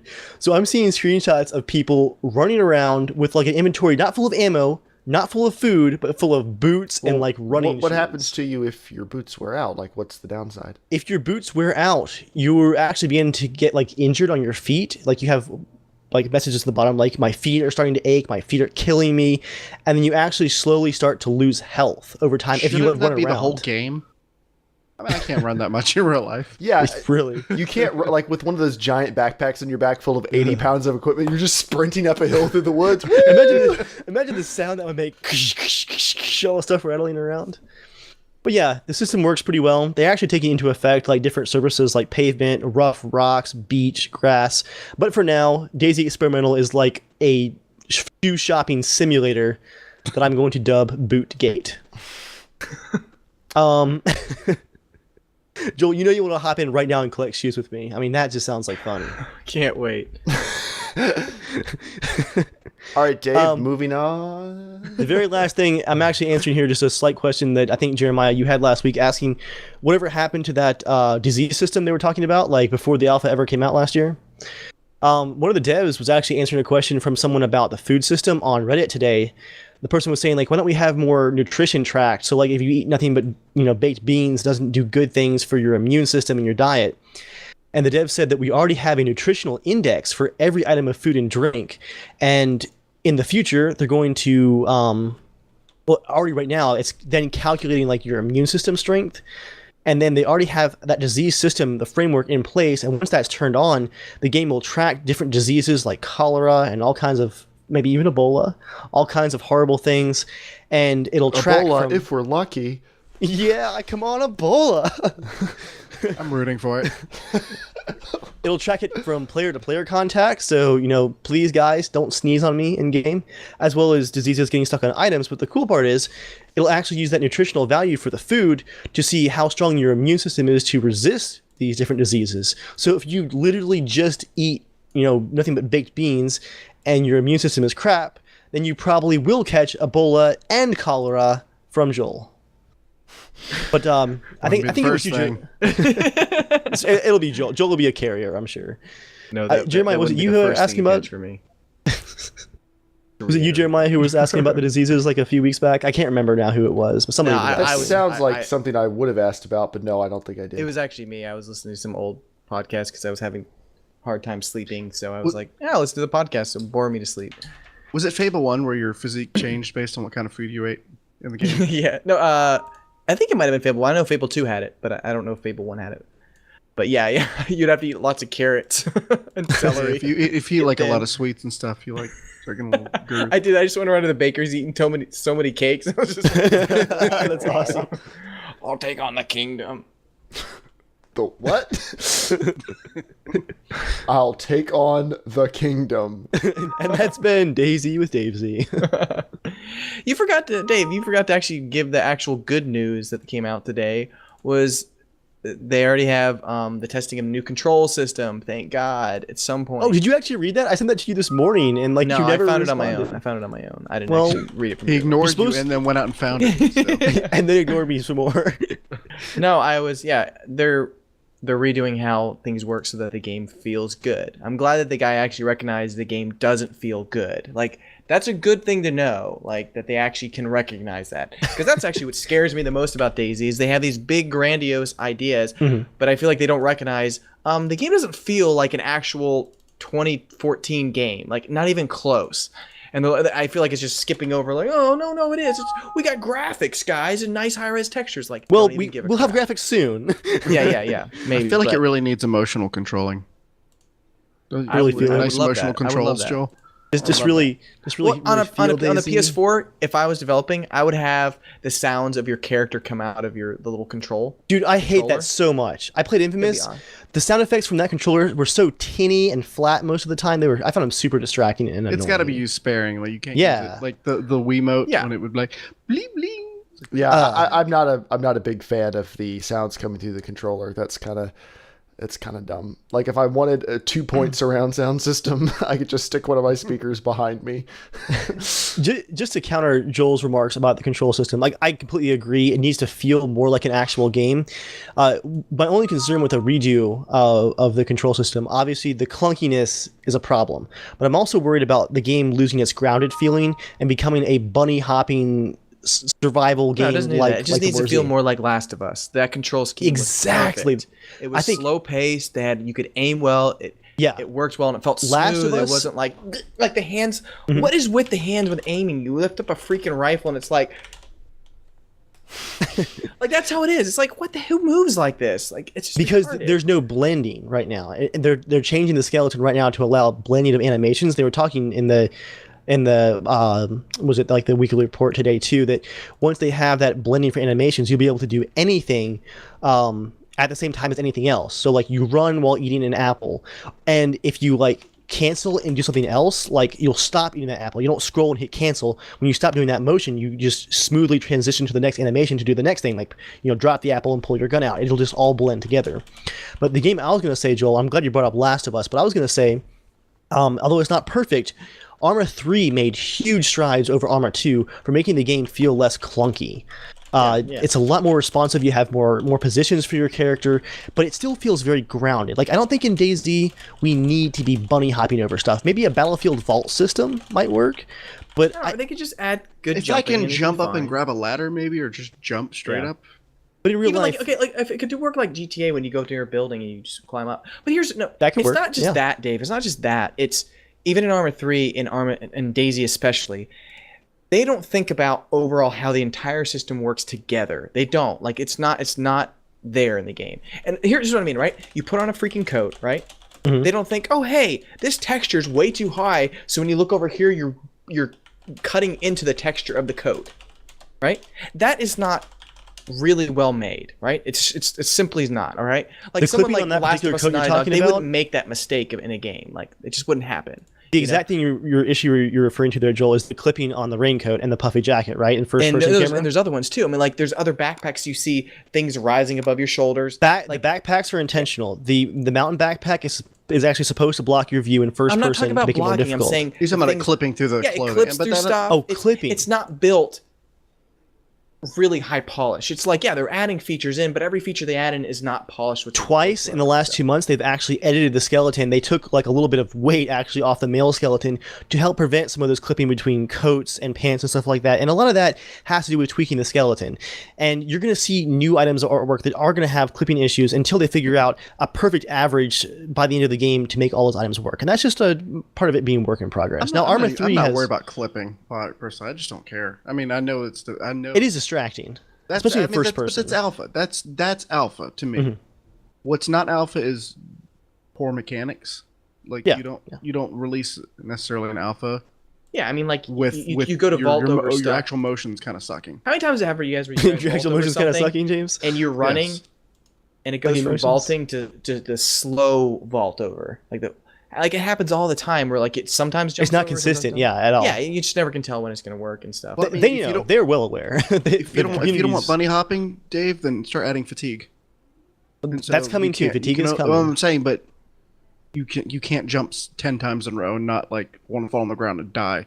Yeah, well, I mean, Joel's talked about stuff too before, like jumping onto cars, which I think climbing onto cars is a good idea, but the jump should be like 2 feet, especially if you have a pack. You shouldn't be able to bunny hop kind on of do any a jump car, step onto a car, like at least the hood. A vault or a climb, I think, is the key. I'm going to step in here and say we're going to stop arguing about this and move on. because it doesn't really that matter. And now we've spawned arguments in the chat, which should never be the goal. So I know you guys aren't intending to have an argument, but can we agree this isn't a big enough deal that we need to argue about it? No, it's not. It's not arguing. All right, it's fun. It's just fun to talk about. Then we're moving on. I love you, Joel. I feel like we've already argued enough this podcast. Like we're a little far in the negative. We need to swing back over into the positives. This just binds us together. That's true. It's like a ring of binding. Like a ship of fools sailing to hell. This is something I told Dave the other day. I've never been so frustrated with a game in my life, and the reason why is not because I hate DayZ, it's because I wanted to succeed so badly. It frustrates me so much that the game Why do you make me beat you? Yeah, exactly. It's like I want to love it so much I can't wait to get there. And it's I was you excited love about. to hate it too, though, Joel. Don't lie. You love to rant about it. Well, no, it is hilarious finding out when they go, "Hey guys, we got a backpack in." You like put a backpack on, it explodes. You die. That's hilarious. No, but this recent article and the update made me really excited that they really are noticing the controls are not good. I'm like, yay, because before when they weren't updating the mouse controls and just the general movement, I was like, oh, come on, people. How did you guys not notice mouse acceleration is horrible in a game like this? I'm just surprised that people who develop only on PC that they don't fix that. And when they did, I was like, oh, thank you, Lord, that they noticed that and they fixed it. So how much of that is the ARMA mindset? It probably, I don't not know. Fixing that stuff, Dave. But there's like so many PC games. Sorry, I was answering the question in the chat. Say again. I don't understand, but that their inability to fix certain things. How much of that is the ARMA mindset? Bohemia not inability, is, but not paying that much attention to it. Bohemia is rapidly getting away from just saying like, guys, we can't fix this. And I think it's because they finally had the resources to spend a lot of time. Like, look at the support for ARMA 3 post-launch compared to ARMA 2. Way better, yeah. I mean, these guys, and I read an article, I think it was last year, about Bohemia studio history and their break from, was it Codemasters, Jeremiah, when it was Operation Flashpoint? They were destitute when they broke off from Codemasters. The ARMA series was like barely keeping food on their table, and so for so long, they're not completely like oblivious to the main problems in the ARMA series and the DayZ Alpha, but they've had just really limited resources, and DayZ and the success of ARMA 3 now with well over 1 million copies sold, it's helping to change that. The stuff like shooting out of vehicles in ARMA 3, people have been asking for that since Operation Flashpoint 1. And it was a huge, complicated issue. And finally, this year, they sat a team down and said, look, you guys are going to make shooting from cars a reality. And they spent 6 months solving it, a very complicated issue. And it's going to be coming out on stable ARMA 3 very, very soon. At which point, Jeremiah will make so many drive-by missions. What makes it complicated compared to so many other games? So mechanically, within their engine, it just being able to shoot out of a vehicle for some reason really messes stuff up in the engine. Like the way their cars work and stuff. I don't know. Quick answer, 30 seconds. The rigging of the cars is very complicated. Their tool set up through ARMA 3 has been very, very old, so their tools are old. The rigging is complicated, and then like just the game itself is simulating a lot. Ballistics, character animation, it's a full body skeleton. There's just a lot going on, and so for each individual vehicle, they've had to carefully test and configure and rig every seat that you can shoot from, which is why, to start out with, there's only a few vehicles you can shoot from. It's just, for now, it's a complicated issue, but they were able to put the resources down and solve it. All right. It is now time for the Singularity Shame section, a portion of the podcast. Part of the podcast. Today. Where we pull up somebody who needs to be shamed a little bit for something stupid they've done this past week, and we haul them in front of you for a solid drubbing in front of our massive audience. This is courtesy of GamerHeadlines.com, which sounds like a really sketch site, but this is a real story. A property developer based in Dubai, their name is Visionary Property. Oh boy. They had some artwork up online for their real estate project called the Dubai Metro City Project. It was featured in the 2014 Cityscape property event in Dubai. They've billed their project as the following: a futuristic urban hub combining business, retail, residential, and visitor attractions and facilities. The city project would be a unique, eco-aware designer city, would cover 200 million square feet, potentially house 40,000 residents, and be done in 2017. Which, if that sounds fast, a little bit too good to be true, Abdul Al-Turk, the chairman of the Dubai Metro City Project, stated the company had worked with the world's most renowned architects in preparing the images. Turns out those world-renowned architects were probably Maxis, because they stole SimCity screenshots. They're world-renowned architects were like some college student on his laptop. It's Guys, not look at my untrue. city. They're world-renowned. They're world-renowned game designers, previously world-renowned game designers, now world-infamous game designers. Dab and twist. Yeah, they just stole screenshots from SimCity, and not even the good SimCity. They stole it from the 2013 SimCity. Come on, at least guys. it looks good. It looks good. At It least. does look pretty, and Now it does I look ask- like a city of the future. But it's weird because they said it was going to be 200 million square feet, so they can't really show that in the SimCity screenshot. Am I right, guys? That's fired. So what happens if they actually built the city? Well, they've had to admit that it's not true. If they actually built What it, if they did? I mean, did they get sued for copyright? I don't know. Max just has to be sitting there going, guys, do we get money? Do we get money from? I mean, Dubai is a lot of money. Like someone gets money, right? And EA's like, somebody does. So, as a 3D artist who's had things that I have designed just to look pretty be built in real life with very little input from me, but input I hope from an actual architect, I would imagine that some poor Maxis like designer who just has fun making building models would be a little weirded out that like someone was actually building this for people to live in, like across the world. I'd be like, I wash my hands of this. Like it just looks cool. Like the 3D model is hollow. It's just it's polygons. That is one funny side note there.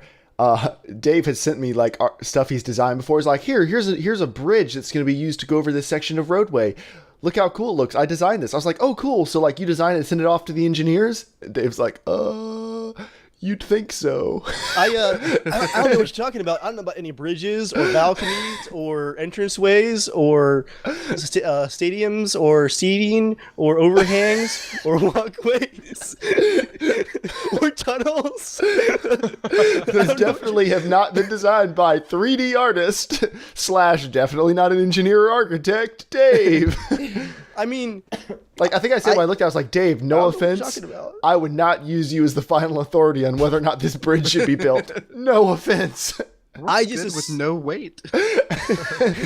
The textures mean- are great.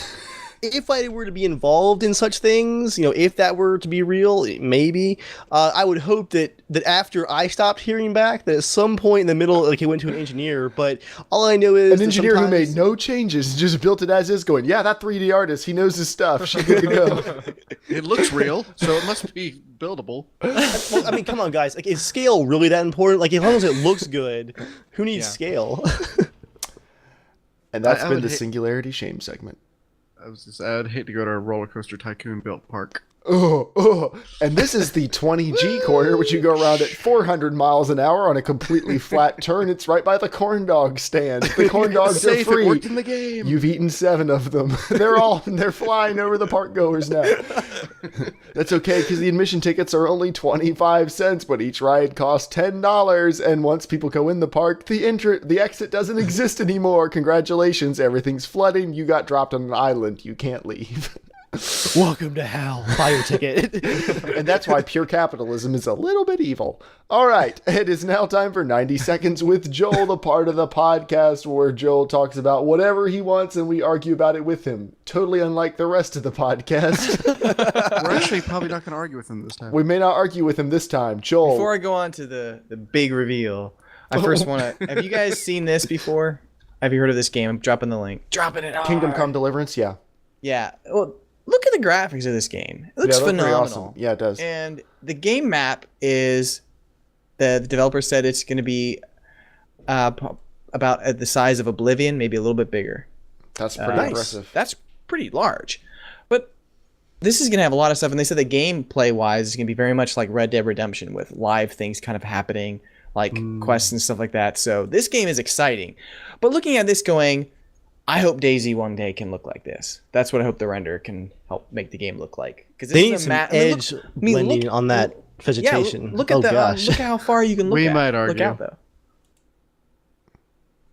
Yeah, It I mean, looks this looks pretty good. Yeah, this game. It looks, really needs some edge anti-aliasing, but it looks good. All right, and now what's the big reveal, Joel? I want to talk about cannibalism. I had an experience just recently. I'm going to say I bet a lot of people expected a different reveal. Do from I you. need to mute this so I can lie in court? You have my attention. You had my attention. Now you have my interest. So I was filming an interview 2 days ago, a video where I work, and went to a new medical building, right? Mm-hmm. And we were waiting for someone to show up to do the interview, and we literally sat there for about 2 hours waiting. So this one guy who works there got the interview for us. He said, "Hey, do you want to go take a tour around the new medical facility?" I was like, "Sure." I was kind of bored, so I just left my camera sit in his office, and we just walked around. And this guy's been working there since it opened for like I don't know, maybe it's like eight or 9 months or a year. He's totally used to all the stuff that goes on here, right? So we're just walking through rooms. We just open a door, walk right in, and before I realize it, cadavers everywhere, right? Like everywhere. There's this Suddenly guy. cadavers. There's a guy with headphones in, like stripping skin off a person, right? And I've seen dead people before. I've seen at funerals and stuff like that, like nice, in a casket and with everything. Skin. Yeah, with skin. Have any of you guys seen an actual like straight up dead person, like skin peeled off, like Not skin peeled off. No, where do you think I live? Think of the movie The Mummy. Like when the mummy first got resurrected and they had no skin. I mean, that is exactly how it looked. It was weird, but the guy he opened. He goes, weird. He goes, User joined your channel. Hey, I'm sorry. I probably should have asked you if this is all right with it. And I told James we like the show Supernatural. I was like, you know what? I'm gonna channel the Sam and Dean right now. I'm just an FBI agent, just walking. I'm just gonna pretend I'm totally okay with this. When inside, I'm like, I feel like I'm gonna get sick in a couple seconds. But I was like, no, I'm gonna say yes to this. So I walked in. People were like, I mean, it was the grossest thing I've ever seen. Like people had their hands like reaching inside, like. Yeah, like right on the front where the nuts are, and just peeling stuff back, like tendons. And he picked up the knee and is like moving the knee into the joints. Oh, he peeled off the front of the kneecap. And he was like, "Hey, do you ever want to see what this looked like?" And I was like, I am not going to show fear here, because I was like, this is gross, So I was like, "Oh yeah, I've always wanted to look." And I was like, the smell was really nasty. I mean, it was really, really awful. But then, I was like, I secretly wanted to be like, "Can we please leave?" But I was like, "No, I'm not. I'm going all in." The guy To the cadavers. Yeah. Going all into the cadavers. So he pulls out plastic gloves. And he puts them on. He starts touching. He's like, he hands me a pair of gloves. I was like, what is he expecting me to like touch? I was like, all right, put it on. And I'm just wait, when you do it like that, like you're going. Hey there, Mr. Ben. It's like a puppet. I picked up the arm. I could tell it was a really, really old lady. And oh man, it was a weird experience. You don't say. But okay, but circle this back around to cannibalism in a way that doesn't make me call the cops, please. Okay, to be honest, I mean, you know what like chicken looks like, and the dark meat on chicken looks like, right? Yes. Like especially think of the dry after it's been sitting out on a day. I'm learning things I didn't want to learn. 100%. I like if someone cut a piece off of that, put it on a plate, and they like if it didn't smell nasty and no one told me, I would have thought it's chicken 100%. And I was thinking as I was sitting there, I'm like, if I was terribly hungry, like starving to death, there was some dead person, I was like that bad. I was like, I can kind of understand cannibals now. That's like, the first thing they you freaking thought look of? like chicken. I was like, what the crap? Joel's not fascinated by the intricacies of the way the human body is made. No, he's thinking about, I could eat that. Who cares how it works? That looks pretty edible. I'm just saying, it was the weirdest thing, because it was like, people like listening to iPods, like music, just cutting away. And I'm like, I had some respect to those people, because I'm like, those are the people that have to do this craziness to understand. So when you have a broken leg and they go in, they know how to fix it. Yeah. And I'm like, wow. But it was crazy. But like, yeah, like it freaking looked like chicken. Like it was really odd. Like I pulled up this flap of skin on a stomach, and it was just like, am I really doing this right now? What did you have for lunch? I will tell you, it's funny. I didn't feel sick, and I was curious, because there's very little times in life that I feel like you go into environments where you go, all right, I'm actually a brave person, or no, I'm definitely a pansy, And going in there, I was really expecting to throw. Like I was like, whoa! I thought I was gonna get sick, right? I did fine, And I'm like, wait, what kind of person am I? I didn't get sick or anything. But then it was about 2 hours later, all of a sudden I started getting sick. And it wasn't horrible, like I was going to throw up. But I wasn't sure if I was just hungry or whatnot. But it was like, I think it was more the smell got to me. And it was like, started things to click. Like you're just sitting there and it's a dead person. And they had a little blanket over the people's faces. Because it's like, it's weird. But I did ask, they said, at medical school, it's after once you're there for 2 months, that's when you cut a person open. Like you have to. That's when they make you do it. But it's like skin on a person. After 3 months, they let you cut a dead person open. They said that's the hardest part because it's like full skin. It looks like a person. But this, it looked like a zombie. It was weird. And now, just thought I would share that with you guys. No context. Welcome to the podcast. Welcome back to the podcast, Chris. Hello, everybody. If you heard the TeamSpeak join noise like 2 minutes ago, Chris probably has been sitting here the whole time thinking, what on earth is he talking about? Joel got that was a good time to come in. He got to go tour a medical facility and got to play with some cadavers. And Joel says he could be a cannibal. That was his intro to this. Yeah, Joel, I like how your takeaway, like you get to visit this new state-of-the-art medical facility, and your immediate takeaway isn't like, the human body is amazing, like, I could be a doctor, I could handle this. You're like, I could eat all these people so easily. You know, liver doesn't look so bad. Give me some barbecue sauce, a little bit of ranch dressing. I never would have thought that. That was the least thing in my mind. I was thinking, I'm going to Apparently throw up. not. Oh my gosh, people look like chicken, and I understand if I was so hungry. Like, I can maybe eat that. People, like, the chicken of the land. A little bit of barbecue sauce. Joel's gonna start walking by people being like, I'd eat that. James, it made me think of the It's Always Sunny episode when Charlie and Dee think they're they go into the morgue. And I was, so funny. I was just like, Did you take a hot plate, Joel? Oh, what's like, you're actually seeing like the good part. Like people actually work in the morgue get to deal with all kind of like actually scary stuff, like bodies that'll just kind of like sit up on their own, and like they'll make noises. Like they'll just make noises. oh man. I don't think you'd eat that. Could you imagine? Like they're like, hey, Joel, like, no need. Just grab them. And I feel like with that, I better direct this podcast in a different direction. Which that sentence didn't really make a whole lot of sense. But Joel's all set for cannibalism and DayZ. Like, he's mentally prepared. I told you it's the way to mentally prepare yourself for the apocalypse. It's now time for the comment of the week, where Dave strides into the medical center of the internet and cuts open a dead, rotting corpse and pulls out an old decaying organ with maggots crawling through it. And then reads it to us in the segment we call the comment of the week. Otherwise known as Joel's dinner. This one actually, I laughed pretty hard at this. This one was pretty clever. This is a comment on one of my Total War episodes where I had actually built the USS Constitution a few episodes earlier, and it was sailing around in one of my navies, and I had like 6 navies going at the same time, and I couldn't find the Constitution. So in the video, I just remarked like, man, like I know I built the USS Constitution, and I can't find it anywhere. So our comment of the week comes in, and he quotes me in the video, I can't find the Constitution. It's here somewhere. And then he just goes, nice Obama quote. So he gets points for a little clever political joke. I found that mildly amusing. Well played. And with that, not as much decaying corpse comment this week. Yeah, that's true. But I had that analogy. Cannibal-Cast. They're ready to go. Cannibal-Cast. Well, we have the title of the episode.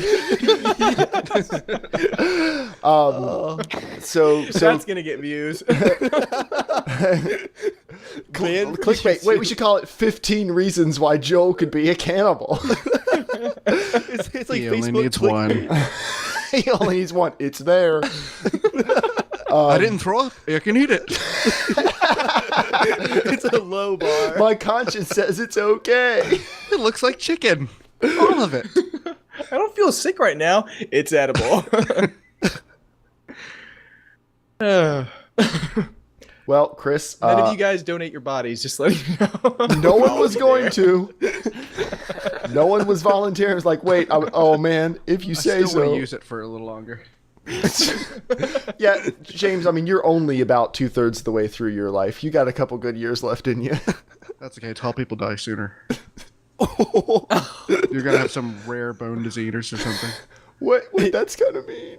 I don't even know what that means. Come on, James. Tall people do die sooner, but monsters get killed by a mob far sooner than that.